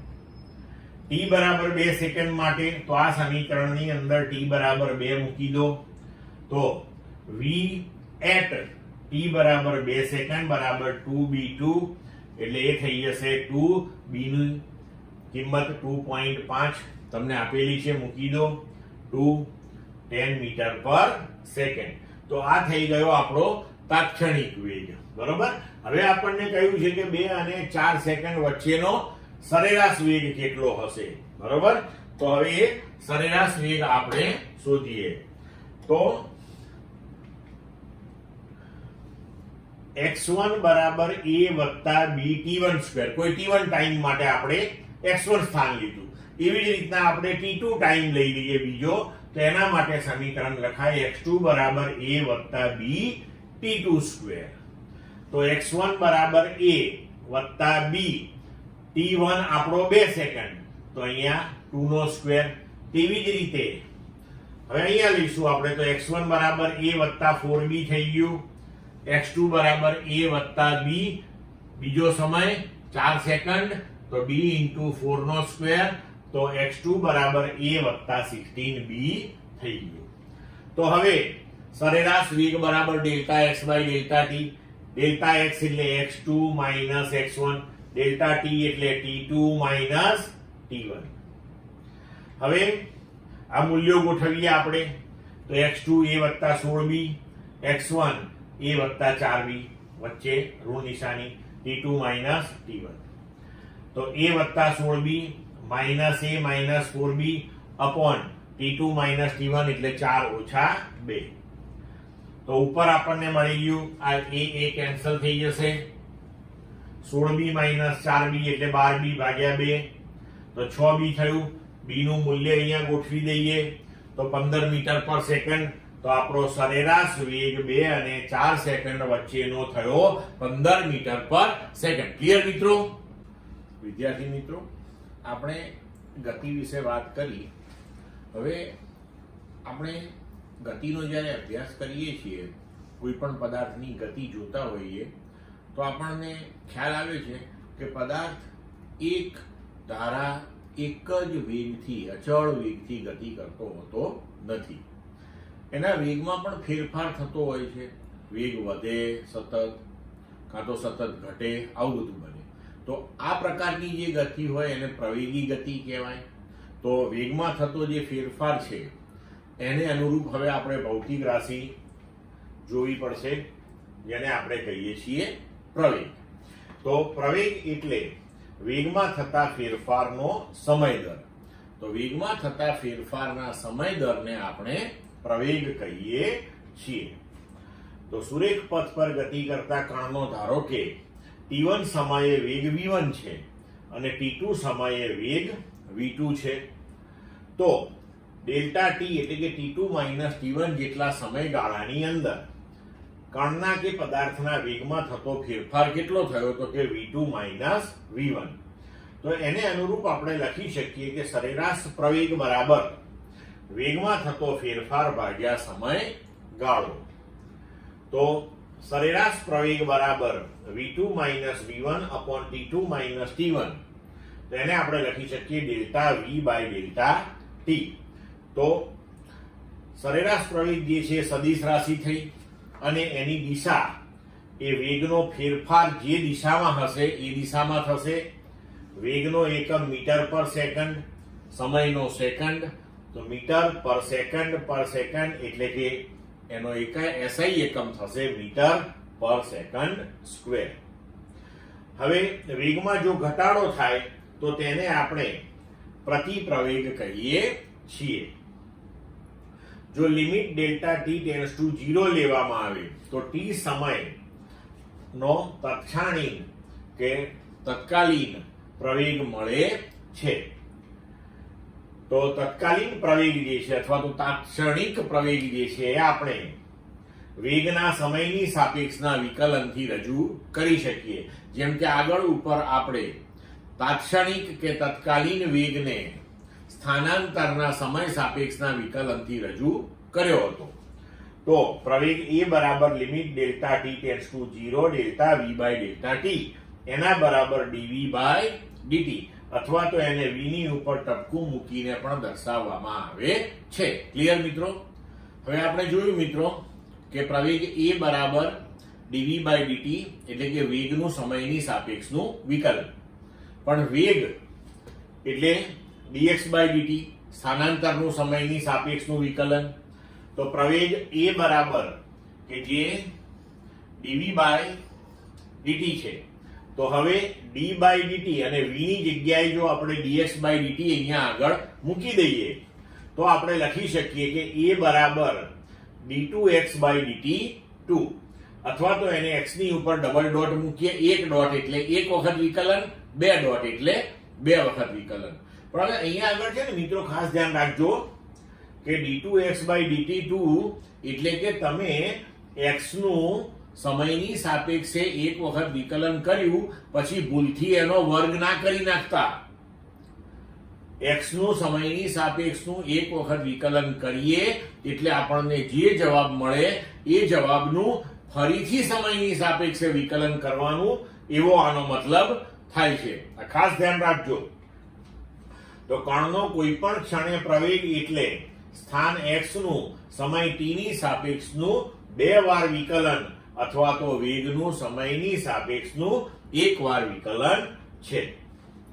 જો dv by dt ધન હોય તો કણના પ્રવેગની દિશા ધન x, અને જો dv by dt ઋણ હોય તો પ્રવેગ ઋણ x તરફ હોય છે. જો વેગ અને પ્રવેગ બંને ધન અથવા બંને ઋણ હોય તો કણની ઝડપમાં વધારો થાય છે. આવા કિસ્સામાં કણ પ્રવેગિત ગતિ કરે છે તેમ કહેવાય. આ બધું યાદ રાખજો, એ આપણને MCQ માં એમાં ખૂબ ઉપયોગી થશે. અહીં પ્રવેગની દિશા વેગની દિશામાં જ હોય છે, પણ વેગ અને પ્રવેગ વિરુદ્ધ સંજ્ઞાના જો હોય તો કણની ઝડપમાં ઘટાડો થતો હોય છે. આવા કિસ્સામાં કણની ગતિને આપણે પ્રતિપ્રવેગી ગતિ કહીએ છીએ. ક્લિયર મિત્રો? હવે આપણે જોઈએ કે પ્રવેગ ધન, ઋણ અને શૂન્ય હોય તે માટેના સ્થાન x વિરુદ્ધ સમય t ના આલેખો. એટલે કે x વિરુદ્ધ સમય t ના આલેખ ઉપરથી તમે કેવી રીતે નક્કી કરી શકો કે પ્રવેગ ધન છે કે ઋણ છે કે શૂન્ય છે. તો જુઓ, ધારો કે આપણી પાસે x વિરુદ્ધ સમય t નો આલેખ જે છે એ આવો આકૃતિમાં દર્શાવ્યા મુજબનો હોય. હવે આગળ ઉપર આપણે જોઈ રહ્યા છીએ કે આવા વક્રના કોઈ પણ બિંદુ પાસે જો આપણે સ્પર્શક દોરીએ તો એ સ્પર્શકનો જે ઢાળ છે એ આપણને શું આપે? વેગ આપે. તો હવે ધારો કે આપણે t1 સમયે આલેખ પરનું આ બિંદુ લઈએ અને એ બિંદુ પાસે આપણે આવો સ્પર્શક દોરીએ અને આ સ્પર્શકનો ઢાળ શોધીએ. પછી t2 સમયે આ બીજું બિંદુ લઈએ આપણે આલેખ પરનું અને ત્યાં સ્પર્શક દોરીએ અને એનો ઢાળ શોધીએ. તો અહીંયા તમે જોઈ શકો છો કે આ જે સ્પર્શક છે એને સમય એક્સિસ સાથે બનાવેલો જે ખૂણો છે એના કરતા આ સ્પર્શકનો ખૂણો મોટો થશે. એટલે કે આનો ઢાળ મોટો આવશે તો આ વેગ મોટો હશે અને આ વેગ નાનો હશે. તો મોટા વેગમાંથી નાનો વેગ આપણે બાદ કરીએ તો ડેલ્ટા v આપણને ધન મળશે. એટલે કે આપણો જે પ્રવેગ છે એ ધન મળશે અહીંયા. એટલે કે પોઝિટિવ એક્સેલરેશન, ધન પ્રવેગ આવશે આ. બરોબર? એવી જ રીતે જો x વિરુદ્ધ સમય t નો આલેખ આકૃતિમાં દર્શાવ્યા મુજબનો આ પ્રમાણેનો હશે તો તમે અહીંયા જોઈ શકો છો કે જુદા જુદા બિંદુએ જો આપણે આલેખ પર સ્પર્શક દોરતા જઈએ તો જેમ આપણે સમય એક્સિસ ઉપર મોટો ને મોટો સમય લેતા જઈએ તેમ આ સ્પર્શકના ઢાળ નાના થતા જાય છે. એટલે કે અંતિમ વેગ એ પ્રારંભિક વેગ કરતા નાનો આવશે તો ડેલ્ટા v આપણો ઋણ આવશે. એટલે કે નેગેટિવ એક્સિલરેશન એટલે કે ઋણ પ્રવેગ આવા કિસ્સાની અંદર આપણને મળશે. હવે ધારો કે x વિરુદ્ધ સમય t નો આલેખ જે છે એ આવો સુરેખા મળે તો આનો જે ઢાળ છે એ અચળ હોય. ઢાળ અચળ હોય એનો મતલબ કે વેગ અચળ મળ્યો. વેગ અચળ એટલે કે વેગમાં ફેરફાર થતો નથી. તો ડેલ્ટા v શૂન્ય આવે તો એ એટલે કે આપણો પ્રવેગ જે છે શૂન્ય આવે. એટલે આ કિસ્સામાં આપણો વેગ અચળ અને પ્રવેગ શૂન્ય મળે છે. ક્લિયર મિત્રો? હવે આપણે નિયમિત પ્રવેગી ગતિ માટે વેગ v વિરુદ્ધ સમય t ના આલેખો જોઈએ. એટલે કે વેલોસિટી એટલે કે વેગ વિરુદ્ધ સમય v ના જે આલેખો છે તેના પરથી આપણે નિયમિત પ્રવેગ માટે શું કહી શકીએ? તો જુઓ, આ આપણો પહેલો આલેખ કે v વિરુદ્ધ સમય t નો આલેખ. t બરાબર 0 સમયે જે વેગ v0 છે તો આપણે એવું કહી શકીએ કે પ્રારંભિક વેગ છે અને t સમયે અંતિમ વેગ એનો v છે. તો ધન પ્રવેગ સાથે ધન દિશામાં ગતિ. કારણ કે v વિરુદ્ધ સમયનો આલેખ દોરીએ અને એનો જે ઢાળ શોધીએ એ સીધો આપણને પ્રવેગ આપે. બરોબર? તો અહીંયા આલેખનો ઢાળ ધન મળશે, પ્રવેગ ધન મળશે. આલેખ અહીંયા પહેલા ચરણમાં છે એટલે કે ધન પ્રવેગ સાથે ધન દિશામાં ગતિ કહી શકીએ આપણે. બીજો આલેખ જોઈએ તો એમાં પ્રારંભિક વેગ જે છે એ અંતિમ વેગ કરતા મોટો છે અને સમયની સાથે વેગમાં ઘટાડો થઈ રહ્યો છે. અહીંયા સમયની સાથે વેગમાં વધારો થતો હતો તો ધન પ્રવેગ આવ્યો. અહીંયા સમયની સાથે વેગમાં ઘટાડો થાય છે તો ઋણ પ્રવેગ આવે, પણ ગતિની દિશા તો ધન જ છે, તો ઋણ પ્રવેગ સાથે ધન દિશામાં ગતિ. પછી ધારો કે આપણે આ પ્રમાણેનો આલેખ કોઈક વખત મળ્યો આપણને, તો આની અંદર આપણે આ આલેખનો જો ઢાળ શોધીશું તો આપણને ઋણ મળશે, અને અહીંયા આપણે કહી શકીએ કે આ ઋણ એક્સિસ છે, તો ઋણ પ્રવેગ સાથે ઋણ દિશામાંની આ ગતિ થઈ. હવે જો આલેખ આપણને આ પ્રમાણેનો મળે તો તમે જુઓ કે t બરાબર 0 સમયે મહત્તમ વેગ હતો, પછી જેમ જેમ સમય જતો ગયો એમ વેગમાં ઘટાડો થતો ગયો, કોઈ એક ચોક્કસ સમયે વેગ 0 થયો, પછી પાછો વેગમાં વધારો થતો ગયો પણ દિશા બદલાઈ ગઈ.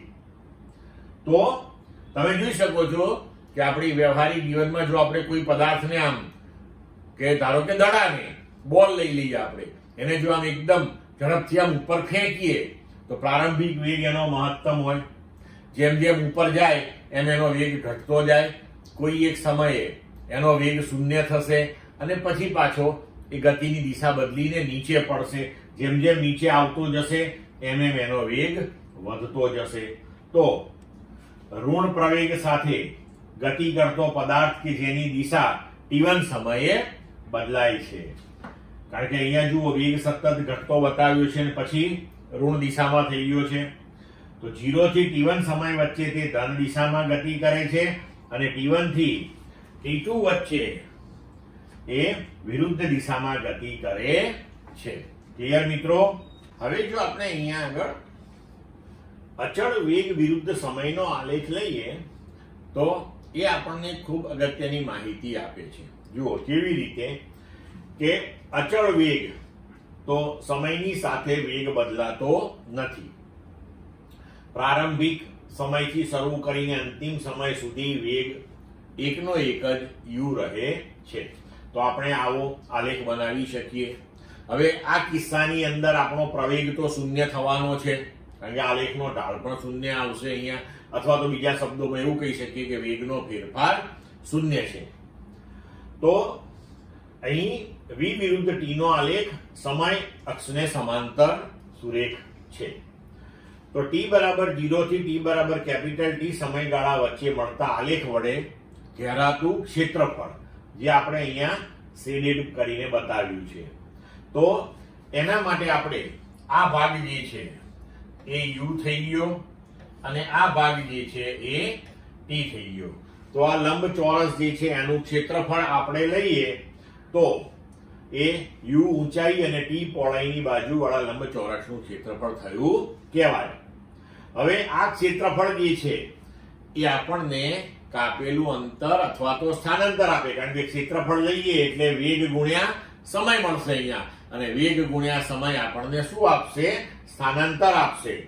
તો કોઈ પણ સમયગાળામાં પદાર્થે કાપેલું અંતર અથવા તો સ્થાનાંતર એ તે સમયગાળામાં v વિરુદ્ધ t ના આલેખ અને સમય અક્ષની વચ્ચે ઘેરાયેલું જે ક્ષેત્રફળ છે એના જેટલું હોય છે. આ યાદ રાખજો, ખૂબ ઉપયોગી વસ્તુ છે અને MCQ ની અંદર આપણને બહુ જ કામ લાગશે.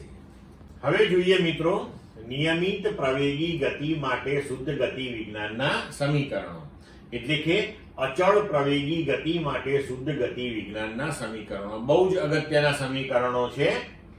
હવે જુઓ, ધારો કે આપણી પાસે વેગ v વિરુદ્ધ સમય t નો જે આલેખ છે એ આકૃતિમાં દર્શાવ્યા પ્રમાણેનો AB છે, જે દર્શાવે છે કે t બરાબર 0 સમયે પ્રારંભિક વેગ v0 છે અને t બરાબર t સમયે અંતિમ વેગ v છે. તો આકૃતિમાં દર્શાવ્યા પ્રમાણે કોઈ કણ x દિશામાં અચળ પ્રવેગ a થી સુરેખ ગતિ કરે છે. પ્રવેગ અચળ એટલા માટે કહી શકાય કે વેગ વિરુદ્ધ સમયનો આલેખ જે છે એ સુરેખા છે, બરોબર, એનો ઢાળ અચળ છે. હવે t બરાબર 0 સમયે તેનો વેગ v0 છે અને t બરાબર t સમયે તેનો વેગ v છે. તો અહીં કણ અચળ પ્રવેગી ગતિ કરે છે, એટલે કોઈ પણ સમયગાળામાં તેનો સરેરાશ પ્રવેગ કે તત્કાલીન પ્રવેગ એ સમાન જ હોવાનો છે. તો હવે આપણે અહીંયા પ્રવેગ એ બરાબર લખી શકીએ કે રેખા એ બી નો ઢાળ. હવે રેખા એ બી નો ઢાળ એટલે કે બીસી ભાગ્યા એસી, પણ બીસી એટલે કે v માઇનસ v0 અને એસી એટલે કે t માઇનસ t0, પણ t0 તમારું 0 છે એટલે તમે લખી શકો v માઇનસ v0 ભાગ્યા t. તો હવે અહીં આપણે લખી શકીએ કે v ને સૂત્રનો કર્તા બનાવીએ, t ને આ બાજુ લઈ લઈએ ને પછી v0 ને લઈ લઈએ. તો v બરાબર v0 વત્તા at. તો આ થયું નિયમિત પ્રવેગી ગતિ માટેનું પહેલું સમીકરણ. બરોબર. હવે આગળ વધીએ. t સમયમાં કણે કરેલ સ્થાનાંતર v વિરુદ્ધ t ના આલેખ વડે ઘેરાતો જે પ્રદેશ છે, તો હવે v વિરુદ્ધ t નો જે આલેખ છે એને t અક્ષ સાથે ઘેરાતો જે ક્ષેત્રફળ અથવા તો પ્રદેશ છે, તો એ કેટલો થશે? a b c d o a. આ બધું જે આપણે શેડેડ ભાગ બતાવ્યો છે એ થશે. બરોબર. તો હવે x સ્થાનાંતર બરાબર લંબચોરસ o a c d નું ક્ષેત્રફળ વત્તા ત્રિકોણ a c b નું ક્ષેત્રફળ. હવે આકૃતિ પરથી આપણે લખી શકીએ કે લંબચોરસનું ક્ષેત્રફળ એટલે કે આટલો ભાગ v0 અને આ ભાગ t, તો v0t વત્તા ત્રિકોણનું ક્ષેત્રફળ તો 1/2 પાયો ગુણ્યા ઊંચાઈ, તો કે 1/2 v minus v0 into t. હવે આને આપણે લખી શકીએ કે x બરાબર v0t વત્તા હાફ at સ્ક્વેર, કારણ કે અહીંયા આપણે v નું જે મૂલ્ય છે ગડબડ થઈ ગયું છે. હવે આ જે સમીકરણ આપણને મળ્યું છે એની અંદર આપણે v0t વત્તા હાફ, હવે આ v જે છે એનું મૂલ્ય આપણે સમીકરણ 1 માંથી મૂકી દઈએ, તો કે v0 વત્તા at માઇનસ v0 તો અહીં છે જ ઇન્ટુ t. તો આ v0 કેન્સલ થઈ જશે. તો v0t વત્તા હાફ at ઇન્ટુ t, એટલે પરિણામે આપણને સૂત્ર મળશે x બરાબર v0t વત્તા હાફ at સ્ક્વેર. તો આ થયું નિયમિત પ્રવેગી ગતિ માટેનું બીજું સમીકરણ. હવે આગળ વધીએ મિત્રો. સરેરાશ વેગની વ્યાખ્યા આપણે અચળ પ્રવેગી ગતિ માટે એવી રીતે આપી શકીએ કે અંતિમ વેગ વત્તા પ્રારંભિક વેગ ભાગ્યા 2. પણ સરેરાશ વેગ આ પદ્ધતિથી આપણને તો જ મળે કે જો ગતિ અચળ પ્રવેગી હોય. તો આ ધ્યાન રાખજો. તો હવે સ્થાનાંતર બરાબર સરેરાશ વેગ ગુણ્યા સમય આપણે લખી શકીએ. તો હવે આ સમીકરણની અંદર આપણે આગળના સમીકરણ 1 માંથી t નું મૂલ્ય v માઇનસ v0 ભાગ્યા a મૂકી દઈએ, તો v વત્તા v0 બાય 2 v ઓછા v0 બાય a. તો અંશમાં આપણને મળશે v square minus v0 square અને છેદમાં મળશે 2a. તો આને આપણે લખી શકીએ v square minus v0 square બરાબર 2ax. તો આ થઈ ગયું અચળ પ્રવેગી ગતિનું ત્રીજું સમીકરણ. હવે જો અહીંયા આગળ આપણે એવું વિચારી લીધું હતું કે કણનું સ્થાન t બરાબર 0 સમયે શૂન્ય છે, પણ ધારો કે t બરાબર 0 સમયે કણનું સ્થાન x0 હોય, તો આ બધા સમીકરણો આપણે વ્યાપક રૂપે આવી રીતે લખી શકીએ કે v બરાબર v0 વત્તા at, એમાં તો x છે જ નહીં. અહીંયા x બરાબર x0 વત્તા v0t વત્તા હાફ at સ્ક્વેર અને v square minus v0 square બરાબર 2a. x ની જગ્યાએ આપણે લખવું પડે x માઇનસ x0. સમજ પડી મિત્રો? હવે એક કણ v0 જેટલા પ્રારંભિક વેગથી હવે ઉદાહરણ 2.2 કલન શાસ્ત્રની રીતનો ઉપયોગ કરીને નિયમિત પ્રવેગી ગતિના સમીકરણો મેળવો. હવે અહીંયા નવી વસ્તુ આવી કલન શાસ્ત્ર. તો કલન શાસ્ત્રની અંદર આપણે બે ટોપિક ડિસ્કસ કરવાના હોય. એક આપણે ચર્ચા કરી લીધી કે વિકલનની રીત. એવી જ રીતના કલન શાસ્ત્રની અંદર આવે છે એક સંકલનની રીત. તો એ સંકલનની રીતે આપણે હવે આ નિયમિત પ્રવેગી ગતિના સમીકરણો મેળવવાના છે. તો હવે અગત્યની વસ્તુ એ છે કે પહેલા તો આપણે એ સમજવું પડશે કે આ સંકલન એટલે શું અને કેવી રીતે એ કરી શકાય. બરોબર છે? તો હવે આને આપણે થોડી વાર બાજુમાં રાખીએ અને આપણે સંકલન સમજવાનો પ્રયત્ન કરીએ. તો હવે જુઓ મિત્રો કે આપણે આગળ ઉપર જોઈ ગયા કે જો આપણી પાસે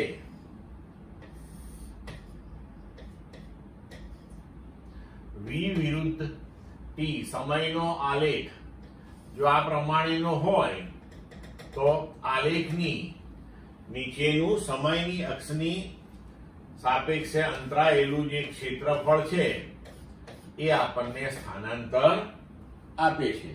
આ આપણે ચર્ચા કરી, તમે જાણો છો. પણ હવે ધારો કે આપણે અહીંયા જોઈએ કે v વિરુદ્ધ સમય t નો આલેખ જો આ પ્રકારનો હોય કોઈ, તો હવે આપણે સમય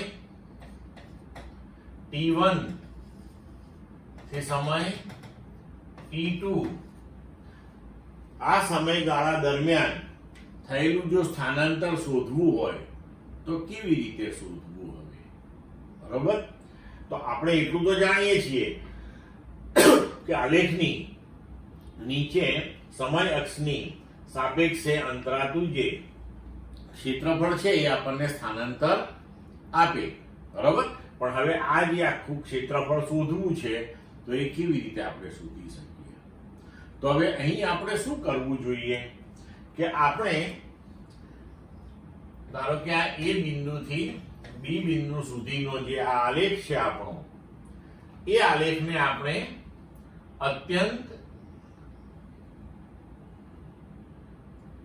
સૂક્ષ્મ એવી પટ્ટીઓમાં વિભાજિત કરી દઈએ.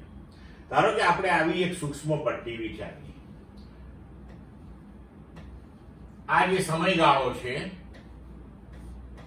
એ ધારો કે આપણે ડેલ્ટા ટી લઈ લઈએ. બરોબર? હવે અહીંયા આગળ આપણે આ પટ્ટીને એટલી સૂક્ષ્મ લઈએ કે એને અનુરૂપ આપણી જે વેલોસિટી છે એ અચળ હોય. બરોબર છે? તો હવે આ જે ક્ષેત્રફળ છે, આ પટ્ટીનું ક્ષેત્રફળ, એ આપણને ડેલ્ટા ટી જેટલા સૂક્ષ્મ સમયગાળા દરમિયાન થતું સ્થાનાંતર આપે. કારણ કે આ ભાગ આપણો ડેલ્ટા ટી થયો અને આ ભાગ આપણા માટે v થયો. તો v ઇન્ટુ ડેલ્ટા ટી આપણને સ્થાનાંતર આપે. હવે આપણે a થી b સુધી આખા ક્ષેત્રફળને આવી અનેક સૂક્ષ્મ સૂક્ષ્મ સૂક્ષ્મ સૂક્ષ્મ પટ્ટીઓની અંદર વિભાજિત કરતા જઈએ તો આપણને સંપૂર્ણ સમયગાળા t2 - t1 દરમિયાન નું સ્થાનાંતર મળે જો બધી જ પટ્ટીઓનું ક્ષેત્રફળ શોધીને આપણે તેનો સરવાળો લઈ લઈએ. પણ હવે આ પદ્ધતિ તો થોડીક અટપટી થઈ ગઈ આપણા માટે, કારણ કે આપણે કેટલી બધી પટ્ટીઓ અહીંયા તૈયાર કરવી પડે અને આ સમયગાળો પાછો સૂક્ષ્મ લઈને એના માટે આ બધા ક્ષેત્રફળ શોધવા, પછી એ બધાનો સરવાળો કરવો. બરોબર છે? તો હવે અહીં આપણે લખી શકીએ કે જો સ્થાનાંતર S બરાબર v ઇન્ટુ ડેલ્ટા ટી. પણ હવે આપણે આવી અનેક પટ્ટીઓ લેવાની છે અને દરેક પટ્ટીઓના ક્ષેત્રફળ શોધી અને એમનો સરવાળો કરવાનો છે. તો આ v ઇન્ટુ ડેલ્ટા ટી આપણને એક પટ્ટીનું ક્ષેત્રફળ આપે. તો હવે આપણે અહીંયા લખી શકીએ કે સિગ્મા આવી અનેક પટ્ટીઓના ક્ષેત્રફળો શોધીને આપણે સરવાળો કરીએ અને આ આપણે ક્યાંથી ક્યાં સુધી લેવાની છે પટ્ટીઓ? તો તો કે t1 સમયથી t2 સમય સુધી આપણે આવી પદ્ધતિઓ વિચારવાની છે. તો હવે કલનશાસ્ત્રની અંદર જે સંકલનની પદ્ધતિ છે એ આપણને આ જે આપણો પ્રોબ્લેમ છે એનો ખૂબ સરળ ઉપાય આપે છે. કેવી રીતે? હવે આ જ વસ્તુને આપણે જો ડેલ્ટા ટી સમયગાળો અત્યંત સૂક્ષ્મ લઈએ, એટલે કે લક્ષ્ય આપણું, લિમિટ જેને કહીએ કે લક્ષ્ય, ડેલ્ટા ટી ટેન્ડ્સ ટુ 0, સૂક્ષ્મ, 0 ની નજીક, 0 નહીં, બરોબર છે? તો આપણે આવી રીતે લખી શકીએ કે s બરાબર limit delta t tends to 0, બરોબર, અને સિગ્મા t1 થી t2 v ડેલ્ટા t. પણ જો હવે અત્યંત સૂક્ષ્મ સમયગાળો લઈ અને આ બધી જ પટ્ટીઓના ક્ષેત્રફળોનો જો આપણે સરવાળો કરતા હોઈએ તો કલનશાસ્ત્રમાં જે સંકલનની રીત છે એ પ્રમાણે આને આપણે લખી શકીએ કે સ્થાનાંતર s બરાબર સંકલન v dt. આ સંકલનની નિશાની છે. તો સંકલન કોનું કરવાનું? v વેલોસિટીનું. કોની સાપેક્ષે કરવાનું? સમયની સાપેક્ષે. એવી રીતે આને વંચાય. હવે ક્યાંથી ક્યાં સુધી કરવાનું? તો કે t1 થી શરૂ કરીને t2 સુધી. તો અહીંયા આગળ t1 અને t2 આ રીતે લખવા પડે આપણે, જેમાં t1 ને આપણે સંકલનની નીચેની સીમા કહીએ છીએ અને t2 ને આપણે સંકલનની ઉપરની સીમા કહીએ છીએ, લોઅર લિમિટ અને અપર લિમિટ. આવી રીતે બોલવામાં આવે છે. તો હવે વેલોસિટીનું તમે, એટલે કે વેગનું તમે સમયની સાપેક્ષનું સંકલન કરો તો તમને સ્થાનાંતર મળે. હવે પ્રશ્ન આપણા માટે એ આવશે કે આ સંકલન કરવાનું કેવી રીતે છે, બરોબર છે?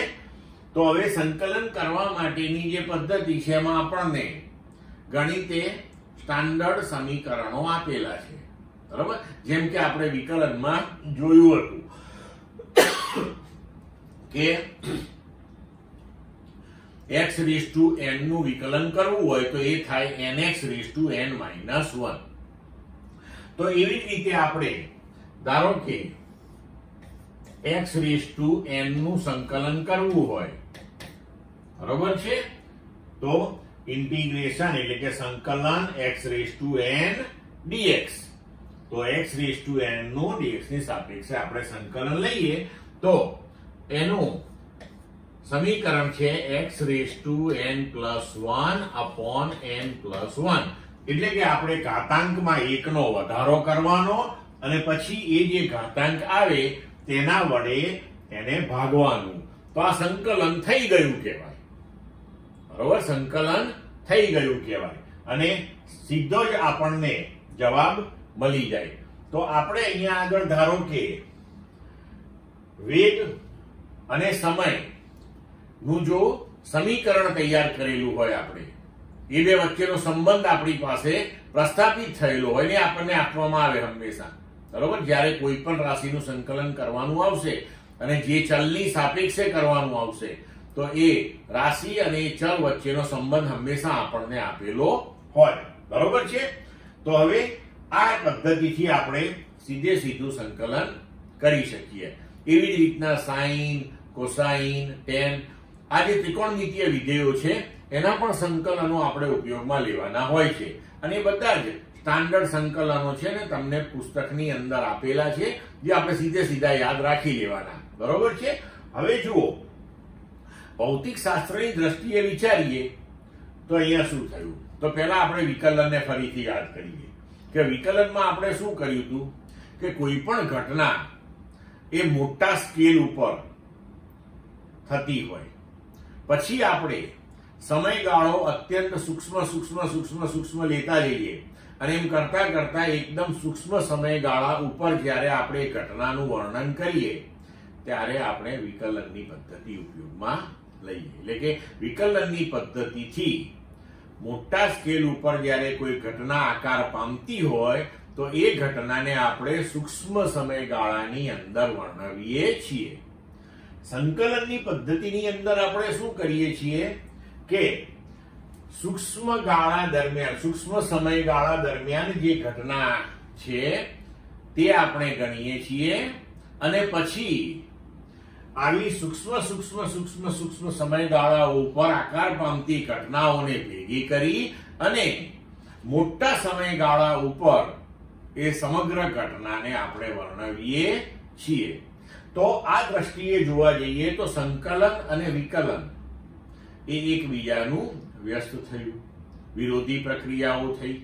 બરોબર? તો હવે જુઓ, જેમ કે આપણે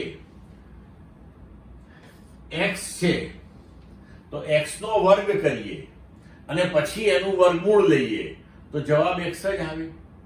તો એવી જ રીતના સંકલન અને વિકલન એકબીજાથી વિરુદ્ધ પ્રક્રિયાઓ થઈ. તો કોઈ પણ રાશિ કે વિધેય જે છે એનું આપણે પહેલા વિકલન કરીએ અને પછી પાછું એનું સંકલન કરીએ તો જવાબ એનો એ જ આવે. બરોબર? અથવા તો પહેલા સંકલન કરીએ ને પછી વિકલન કરીએ, જવાબ એનો એ જ આવે. હવે સંકલનની પદ્ધતિમાં અહીંયા એક અચળાંક પણ લખવામાં આવે છે સંકલન કર્યા પછી, એક યાદ રાખજો.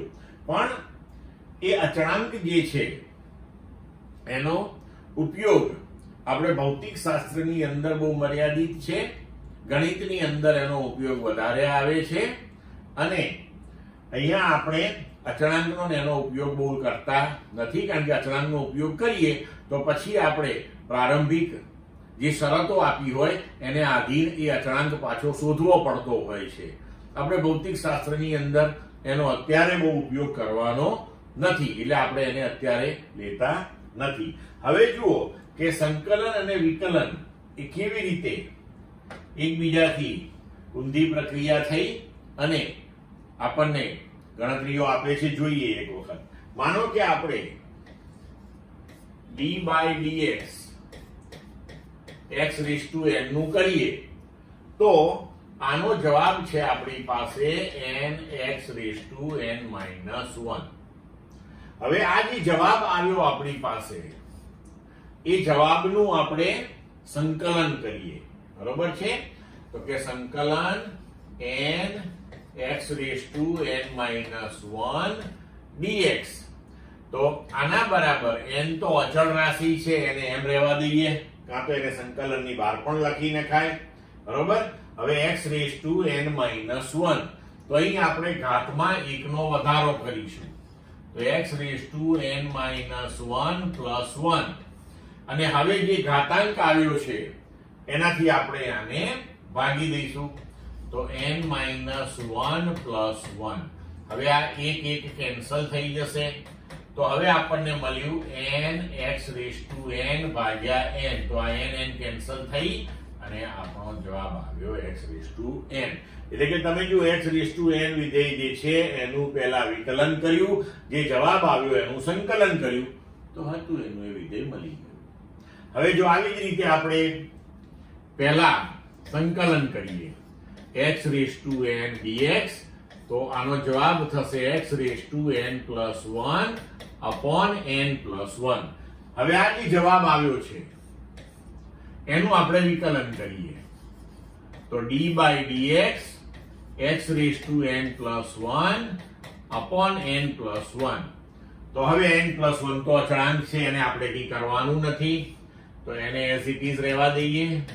અને હવે અહીંયા ઘાતાંક જે છે એ ગુણકમાં આવી જશે અને ઘાતમાં આપણે 1 નો ઘટાડો કરીશું તો n+1 - 1.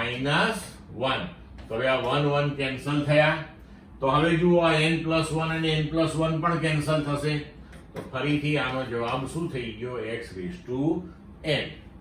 તો હવે સંકલન વિકલન આ બધું જ તમને સંપૂર્ણ ખ્યાલ આવી ગયો. તો હવે આપણે દાખલો ગણીએ. તો હવે મિત્રો તમને ખ્યાલ આવી ગયો કે આપણે ધારો કે એક રાશિનું વિકલન કરી અને બીજી રાશિ મેળવી તો પછી બીજી રાશિ જે છે એનું સંકલન તમે કરો તો પહેલી રાશિ મળે. બરોબર છે? તો એવી જ રીતે જો તમે એક રાશિનું સંકલન કરો અને બીજી રાશિ મેળવો તો બીજી રાશિનું વિકલન કરીને પહેલી રાશિ મેળવી શકો છો. તો હવે આપણે કલનશાસ્ત્રની રીતનો ઉપયોગ કરીને નિયમિત પ્રવેગી ગતિના સમીકરણો મેળવીએ. તો હવે જુઓ કે પ્રવેગ a બરાબર dv by dt એટલે કે વેગનું સમયની સાપેક્ષનું વિકલન કરવાથી તમને પ્રવેગ મળે. તો એનો મતલબ કે પ્રવેગનું સમયની સાપેક્ષનું સંકલન કરવાથી વેગ મળે. બરોબર? તો હવે જુઓ કે dv બરાબર a dt. તો હવે બંને બાજુએ આપણે સંકલન કરીએ. તો કે સંકલન dv બરાબર સંકલન a dt. સમયની આપણે સીમાઓ લીધી 0 થી t સુધી. હવે t બરાબર 0 સમયે જો આપણો પ્રારંભિક વેગ v0 હોય તો વેગની સીમાઓ થશે v0 અને t બરાબર t સમયનો વેગ v હોય તો v0 અને v. આ સીમાઓનો કેવી રીતે ઉપયોગ થાય હવે આપણને ખબર પડશે અહીંયા આગળ. હવે આપણે સંકલન dv. તો અહીંયા આગળ તમે જુઓ કે સંકલન અને dv એની વચ્ચે v નથી. બરોબર છે? તો v નથી તો 1 છે. 1 છે એટલે v⁻0 છે એવું પણ તમે લખી શકો.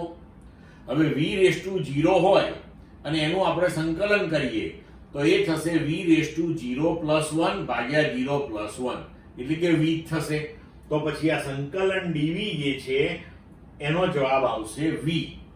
અને પછી જ્યારે આપણે સંકલન કરી લઈએ ત્યારબાદ આ સીમાઓ જે છે એ કૌંસની જમણી બાજુએ નીચે અને ઉપર આવી રીતે દર્શાવવાની.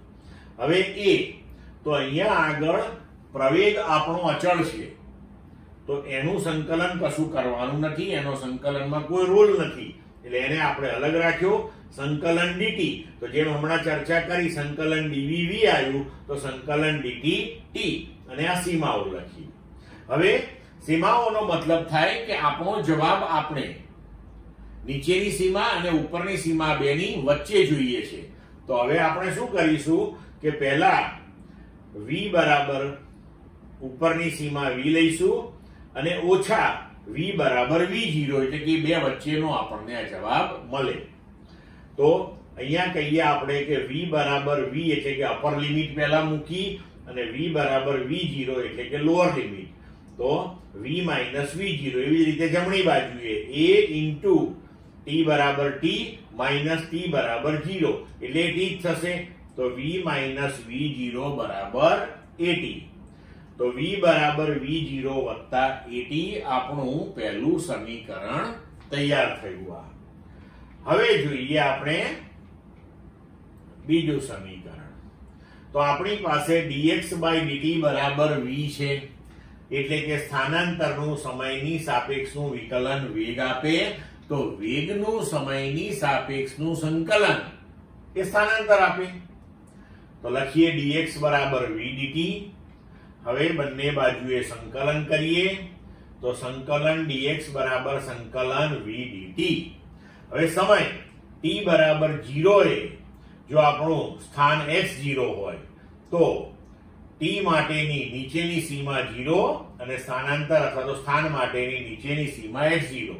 એવી જ રીતના t બરાબર t સમયે જો સ્થાન x હોય તો અપર લિમિટ અહીંયા જમણી બાજુએ t તો ડાબી બાજુએ અપર લિમિટ એટલે કે ઉપરની સીમા થશે x. હવે સંકલન dx એટલે x થઈ જશે તો x થઈ ગયું. હવે આ v તો v અને dt એટલે કે વેગ અને સમય એનો સંબંધ દર્શાવતું આપણી પાસે સમીકરણ હોવું જોઈએ. તો v ની જગ્યાએ આપણે લખ્યું v0 વત્તા at અને dt. આ સમીકરણ 1 માંથી આ કિંમત મૂકી. હવે આ v0 તો v0 જે છે એની સાથે સમય અહીંયા ગુણકમાં નથી બતાવેલો પણ કઈ એક તો છે ને. તો એક છે મતલબ કે v0 ની સાથે ગુણકમાં અહીંયા આગળ તમે t⁻0 આવું પણ લખી શકો. તો v0 t⁻0 નું સંકલન t થયું a અને આ t તો t⁻1 છે એનો મતલબ કે એનું સંકલન t⁻2/2 થયું. અને હવે આપણે અહીંયા સીમાઓ લખી જમણી બાજુએ. અહીંયા આગળ સંકલન x થયું એમાં ડાયરેક્ટ સીમાઓ મૂકીને ડાબી બાજુ લખી લીધી. હવે આપણે અહીંયા t ની જગ્યાએ એક વખત t મૂકીએ અને માઈનસ t ની જગ્યાએ 0 મૂકીએ તો 0 તો 0 થઈ જશે બધું જ, એટલે નહીં લખીએ તો પણ ચાલશે. તો હવે x આ x0 ને જમણી બાજુએ લઈ ગયા, v0t અહીંયા પણ t બરાબર t તો વત્તા હાફ at². તો આ થયું આપણા માટે બીજું સમીકરણ. ક્લિયર? હવે જોઈએ ત્રીજું સમીકરણ. હવે આપણી પાસે a બરાબર dv/dt છે. તો આ dv/dt ના આપણે ભાગ પાડી શકીએ કે dv/dx ગુણ્યા dx/dt, એટલે સરવાળે આ dv/dt થયું. હવે dx/dt એટલે પાછો વેગ, તો a બરાબર v dv/dx થયું હવે આપણા માટે. બરોબર છે? તો હવે v dv બરાબર a dx આપણે લખીએ આને, આ dx ને આપણે આ બાજુએ લઈ ગયા. હવે બંને બાજુએ સંકલન કરીએ તો સંકલન v dv બરાબર સંકલન a dx. તો પ્રારંભિક સ્થાન x0 તો પ્રારંભિક વેગ v0, અંતિમ સ્થાન h તો અંતિમ વેગ v. એ પ્રમાણે આપણે અહીંયા લિમિટ મૂકી દીધી.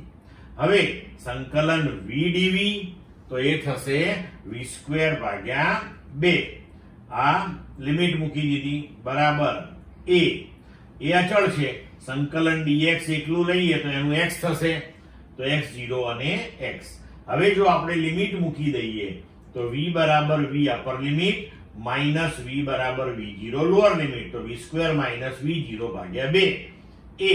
અને હવે કૌંસમાં x બરાબર upper limit x minus x બરાબર લોઅર લિમિટ x0. તો સમીકરણ તૈયાર થયું v² - v0² બરાબર 2a x - x0. તો આ થઈ ગયું આપણા માટે હવે ગતિનું ત્રીજું સમીકરણ. એને ખાલી આપણે v0² ને આ બાજુએ લઈ જઈને લખ્યું છે. તો આ રીતે આપણે કલનશાસ્ત્રની સંકલનની રીતનો ઉપયોગ કરીને નિયમિત પ્રવેગી ગતિના બધા જ સમીકરણો મેળવી શકીએ છીએ. ક્લિયર મિત્રો? ચલો હવે જોઈએ ઉદાહરણ 2.3. એક બહુમાળી મકાનના ટોચ પરથી એક દડાને શિરોલંબ ઉર્ધ્વ દિશામાં 20 મીટર પર સેકન્ડની ઝડપથી ફેંકવામાં આવે છે. દડો જે બિંદુએથી ફેંકવામાં આવે છે તેની જમીનથી ઊંચાઈ 25 મીટર છે. તો a દડો કેટલી ઊંચાઈએ પહોંચશે? b દડો જમીનને અથડાય તે પહેલા કેટલો સમય લાગશે? g આપણને કહ્યું છે 10 મીટર પર સેકન્ડ સ્ક્વેર લો. હવે ઉકેલ જોઈએ. તો જુઓ પરિસ્થિતિ અહીંયા આકૃતિમાં જુઓ કે 25 મીટર ઊંચું બહુમાળી મકાન અને એની ટોચ ઉપરથી આપણે દડો ફેંક્યો. બરોબર છે? હવે અહીંયા આપણે ધારો કે આ જે દડો છે એ b જેટલી મહત્તમ ઊંચાઈ સુધી પહોંચે છે એવું વિચારી લઈએ, અને પછી ત્યાંથી એ ફરી પાછો નીચે જમીન પર પડે છે. બરોબર છે? તો આ જે મહત્તમ ઊંચાઈ છે એને આપણે y નામ આપ્યું છે, અને એનું આ જે પ્રારંભિક સ્થાન છે એને આપણે y0 કહીએ.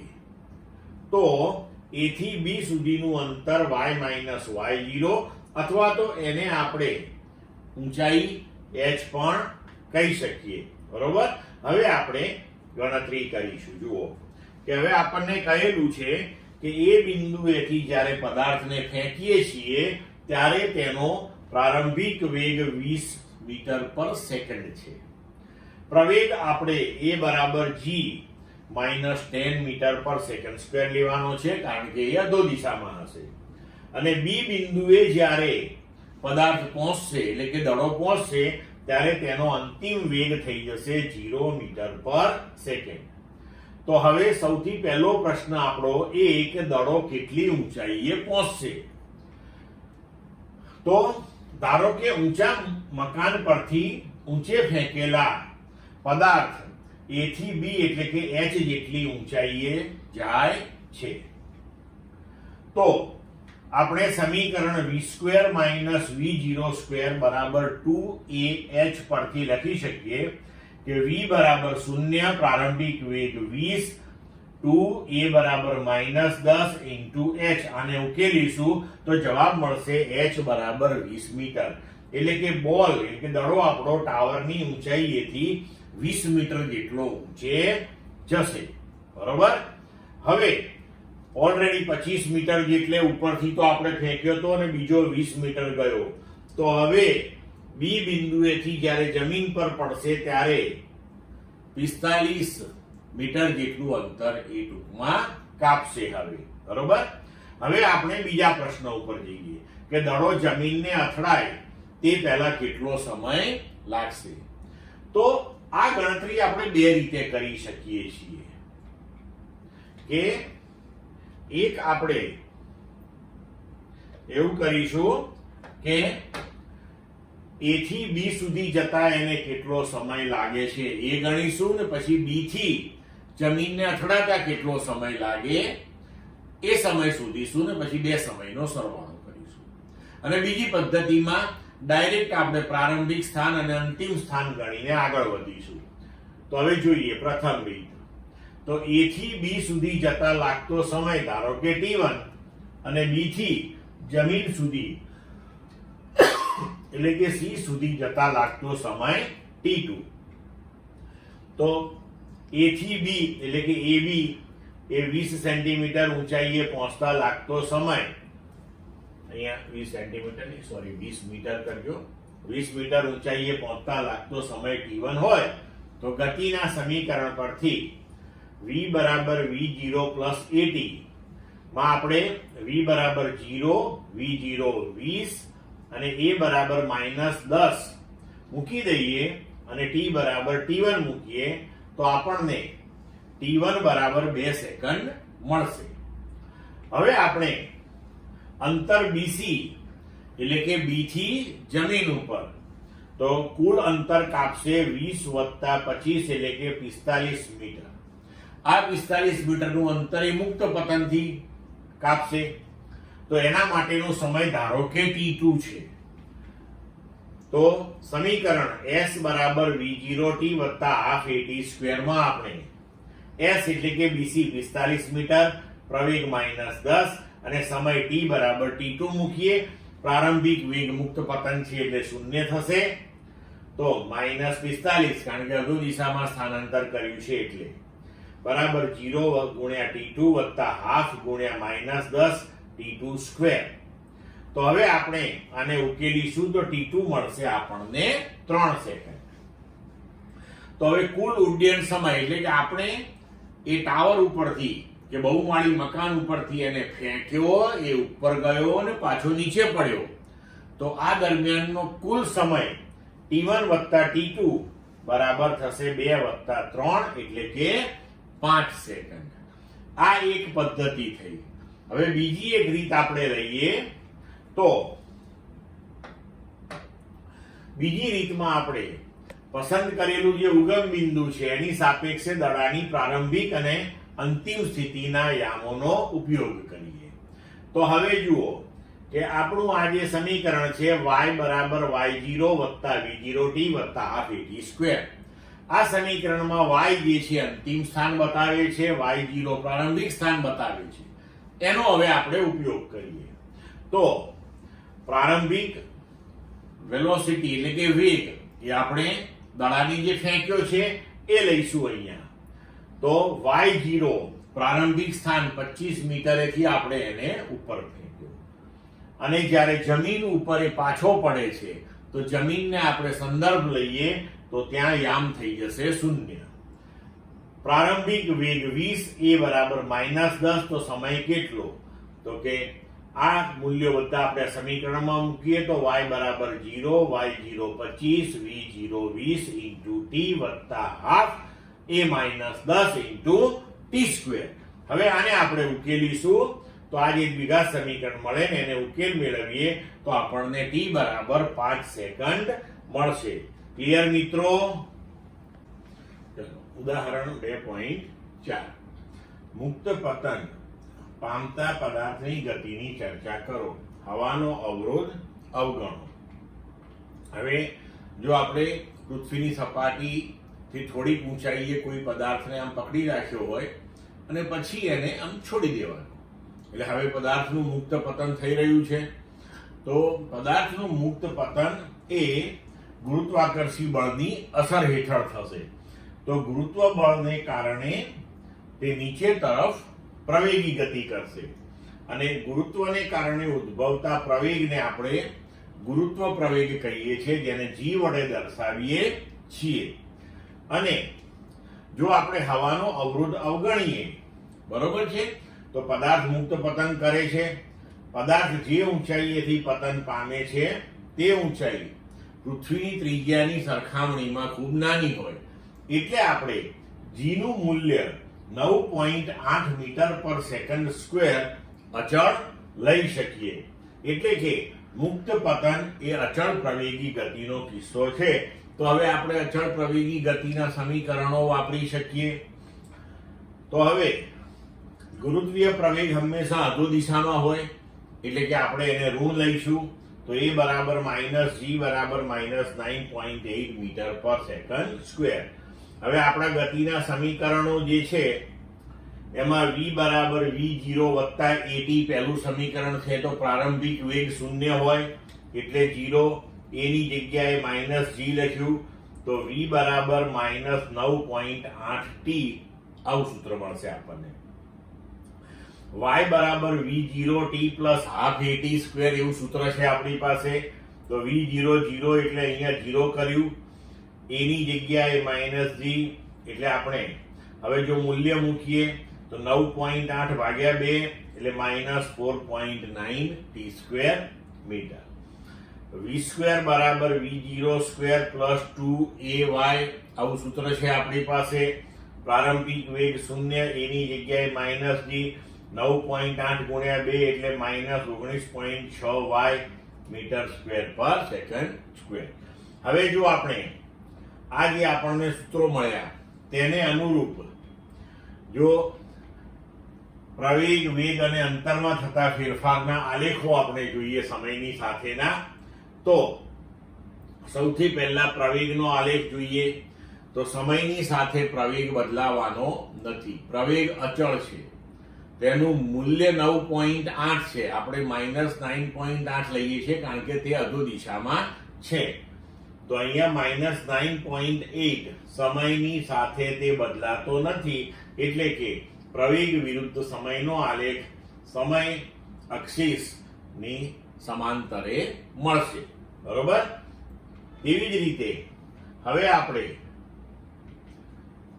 જો વેગનો સમયની સાપેક્ષનો ફેરફાર જોઈએ તો આપણી પાસે સૂત્ર હતું કે વેગ v બરાબર -9.8t, એટલે કે v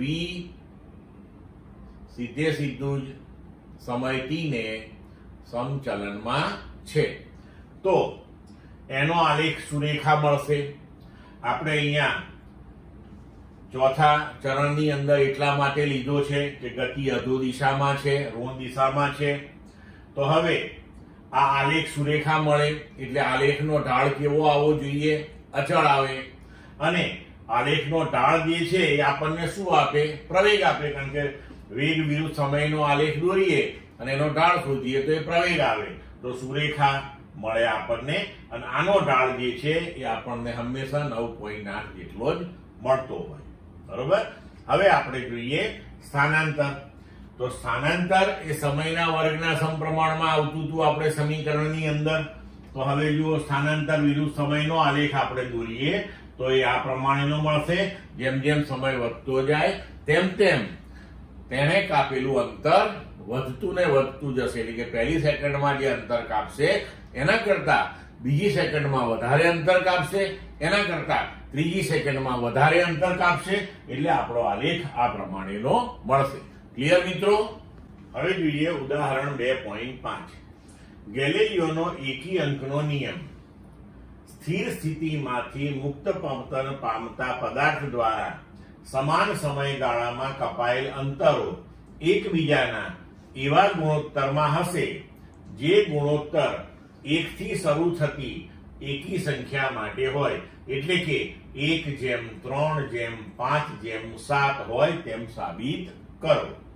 હવે જુઓ કે મુક્ત પતન પામતા પદાર્થના સમય અંતરાલને ઘણા બધા સમાન સમય ટાઉમાં વિભાજિત કરીને ક્રમિક સમયગાળામાં પદાર્થ દ્વારા કપાયેલ અંતરો આપણે શોધીએ.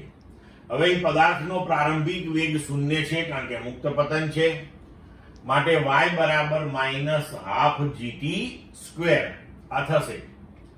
હવે આ સમીકરણનો ઉપયોગ કરીને આપણે જુદા જુદા સમયગાળા 0 થી ટાઉ, ટાઉ થી 2 ટાઉ થી 3 ટાઉ માં પદાર્થના સ્થાનની ગણતરીઓ કરીએ આપણે.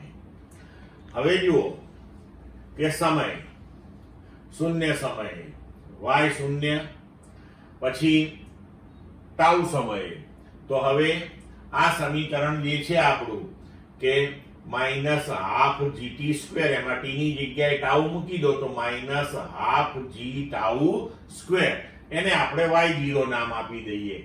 તો y0 એ y ના સંદર્ભમાં અહીંયા પછી આપણે લખીશું. હવે 2 ટાઉ, તો t ની જગ્યાએ 2 ટાઉ મૂકો એટલે 4 ટાઉ², તો -4/2g². તો 12g² ને આપણે y0 નામ આપ્યું છે. તો હવે આપણું સ્થાનાંતર થઈ ગયું 4y0. પછી ફરી પાછો ટાઉ સમય જાય તો કુલ સમય થયો 3 ટાઉ. તો હવે થયું -9.5g², એટલે 9y0. પછી 4 ટાઉ, તો -16.5g², એટલે 16y0. પછી 5 ટાઉ, 1 ટાઉ વધે એટલે પછી 5 ટાઉ થશે. તો 5 ટાઉ, તો t ની જગ્યાએ 5 ટાઉ મૂકીએ તો 25 ટાઉ², એટલે -25 × 12g², તો 25y0. 6 ટાઉ, તો -36.5g², તો 36y0. હવે ક્રમિક સમયગાળાની અંદર કપાયેલા અંતરો આપણે જોઈએ. બરોબર? તો પહેલા t થી 0 માં y0, પછી 4y0 થી y0 એટલે કે 3y0, પછી 9y0 થી 4y0 એટલે કે 5y0, એટલે કે આથી આ અંતરાલમાં આટલું, પછીના અંતરાલની અંદર આ બેનો તફાવત, પછીના અંતરાલની અંદર આ બેનો તફાવત, પછીના અંતરાલમાં આ બેનો તફાવત. હવે જુઓ કે અહીં આપણે કપાયેલ અંતરોનો ગુણોત્તર લઈએ તો તમે જોઈ શકો છો કે 1/3/5/7/9/11 આવ્યો. તો હવે અંતિમ સ્તંભમાં દર્શાવ્યા મુજબ જોઈ શકાય છે કે કપાયેલા અંતરો 1/3/5/7/9/11 એવા સરળ ગુણોત્તરની અંદર આવે છે, જે ગેલેલિયોનો નિયમ સાબિત કરે છે. જોઈએ ઉદાહરણ 2.6. વાહનનું સ્ટોપિંગ ડિસ્ટન્સ. ગતિમાન વાહનને બ્રેક લગાડવામાં આવે ત્યારે તે થોભે તે પહેલા તેણે કાપેલું જે અંતર છે તેને વાહનનું સ્ટોપિંગ ડિસ્ટન્સ કહે છે. તો આ સ્ટોપિંગ ડિસ્ટન્સની વ્યાખ્યા પણ અહીંયા યાદ રાખજો. રસ્તા પર વાહનોની સલામતી માટે આ એક અગત્યનું પરિબળ છે. સ્ટોપિંગ ડિસ્ટન્સ વાહનના પ્રારંભિક વેગ, બ્રેકની ક્ષમતા અથવા બ્રેક લગાડવાથી વાહનમાં ઉદ્ભવતા પ્રતિપ્રવેગ -a પર આધારિત છે. વાહન v0 અને a માટેના પદમાં સ્ટોપિંગ ડિસ્ટન્સનું સૂત્ર મેળવો. હવે જોઈએ, ધારો કે v0 જેટલા વેગથી ગતિ કરતા વાહનને આપણે બ્રેક મારીએ અને બ્રેક માર્યા પછી એ ds જેટલું અંતર કાપીને ઊભું રહે છે. તો હવે આપણી પાસે સમીકરણ છે v² - v0² બરાબર 2ax. હવે જ્યારે ઊભું રહી જાય તો અંતિમ વેગ થઈ ગયો 0. તો અંતિમ વેગ 0. પ્રારંભિક વેગ v0 આપણે v0 લીધો છે અને હવે તેમાં પ્રતિપ્રવેગ આવશે, કારણ કે વેગ એનો ઘટતો જાય છે, એટલે a બરાબર -a લઈશું અને તેને કાપેલું અંતર જે છે એને આપણે સ્ટોપિંગ ડિસ્ટન્સ એટલે કે ds નામ આપ્યું છે. આ બધું આપણે આ સમીકરણમાં મૂકી દઈએ. તો 0 - v0² બરાબર -2ads. હવે ds ને સૂત્રનો કરતા કરીએ તો ds બરાબર v0 સ્ક્વેર બાય 2a. તો સ્ટોપિંગ ડિસ્ટન્સ એ વાહનની પ્રારંભિક ઝડપના વર્ગના સમપ્રમાણમાં હોય છે. ક્લિયર મિત્રો? ઉદાહરણ 2.7 પ્રતિક્રિયા સમય, રિએક્શન ટાઈમ જેને કહીએ. જ્યારે કોઈ પરિસ્થિતિ એવી નિર્માણ પામે કે જેથી આપણે ત્વરિત પ્રતિક્રિયા આપવાની જરૂરત ઊભી થાય, તો તે ક્રિયા ખરેખર કરીએ તે પહેલા અમુક સમય લાગે છે. આમ કોઈ વ્યક્તિ અવલોકન કરે, તેના પર વિચાર કરે અને પછી કાર્યવાહી કરે, તે માટે લાગતા સમયને પ્રતિક્રિયા સમય કહે છે. તો આ પ્રતિક્રિયા સમયની વ્યાખ્યા થઈ, એ પણ યાદ રાખવાની, એક માર્કમાં ક્યાંક પૂછાય આપણને. ઉદાહરણ તરીકે કોઈ એક વ્યક્તિ કાર ચલાવી રહ્યો છે અને અચાનક એક છોકરો રસ્તા પર આવી જાય છે, ત્યારે કારને બ્રેક લગાડ્યા પહેલા જે સમય વીતેલો છે તેને રિએક્શન ટાઈમ કહે છે. રિએક્શન ટાઈમ પરિસ્થિતિની જટિલતા અને વ્યક્તિ વિશેષ પર આધારિત છે. હવે જુઓ, તમે તમારા રિએક્શન ટાઈમનું માપન એક સરળ પ્રયોગ દ્વારા કરી શકો છો. તમારા મિત્રને એક ફૂટપટ્ટી આપો અને તેને કહો કે તે ફૂટપટ્ટી તમારા અંગૂઠા અને બાકીની 4 આંગળીઓ વચ્ચેની જગ્યામાંથી આકૃતિમાં દર્શાવ્યા મુજબ શિરોલંબ પડતી મૂકે. જેવી ફૂટપટ્ટી મુક્ત પતન પામે, તરત જ તમે તેને પકડી લો. ફૂટપટ્ટી વડે કપાયેલ અંતર d માપો. એક વિશેષ ઉદાહરણમાં ધારો કે d બરાબર 21 સેન્ટીમીટર મળ્યું છે, તો રિએક્શન સમયની ગણતરી કરો. એટલે આમાં શું કરવાનું તમારે કે તમારો મિત્ર આમ પકડી રાખે ફૂટપટ્ટી, આવી રીતે તમારે આ 2 આંગળીઓ આમ રાખવાની, અંગૂઠો અને આંગળી, બરોબર? ફૂટપટ્ટી તમારા અંગૂઠા અને આંગળીની વચ્ચે છે, તમારા મિત્રએ પકડી રાખ્યું છે, તમે જોઈ રહ્યા છો. હવે જેવો તમારો મિત્ર છોડે એવું તમારે ફૂટપટ્ટીને પકડી લેવાની. એટલે તમારા મિત્રએ છોડ્યું, તમે જોયું ને તમે ફૂટપટ્ટીને પકડી, બરોબર છે? એ દરમિયાન થોડોક સમય તો પસાર થઈ જ જશે. તો એ સમયગાળા દરમિયાન ફૂટપટ્ટી કંઈક અંતર કાપી લેશે. માનો કે કોઈ એક પ્રયોગમાં અંતર 21 સેન્ટીમીટર જેટલું છે. તો હવે જુઓ, માપપટ્ટી મુક્ત પતન કરેલે પ્રારંભિક વેગ 0, એ બરાબર -g અધો દિશામાં છે એટલે -9.8 મીટર પર સેકન્ડ સ્ક્વેર. તો t સમયમાં કાપેલું અંતર જો d હોય તો આપણે લખી શકીએ કે d બરાબર v0t plus half a. t ની જગ્યાએ આપણે tr લખ્યું કારણ કે રિએક્શન ટાઈમ લખ્યો છે આપણે, એટલે tr સ્ક્વેર.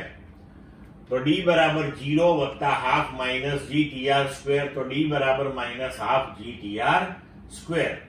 તો tr બરાબર √2d બાય g. અહીંયા ઋણ નિશાની આપણે એટલા માટે કાઢી છે કે d અંતર જે કપાયું છે એ પણ અધો દિશામાં છે, એટલે d ને પણ જો આપણે ઋણ લઈએ તો બંને બાજુથી ઋણ નિશાની નીકળી જાય. હવે 2d આપણે કોઈ એક પ્રયોગમાં કહ્યું કે 21 સેન્ટીમીટર જેટલું છે અને આ g નું મૂલ્ય મૂકીએ તો સમય આવશે 0.207 સેકન્ડ. એટલે કે રિએક્શન ટાઈમ લગભગ 2 સેકન્ડ જેવો આવ્યો. ક્લિયર મિત્રો?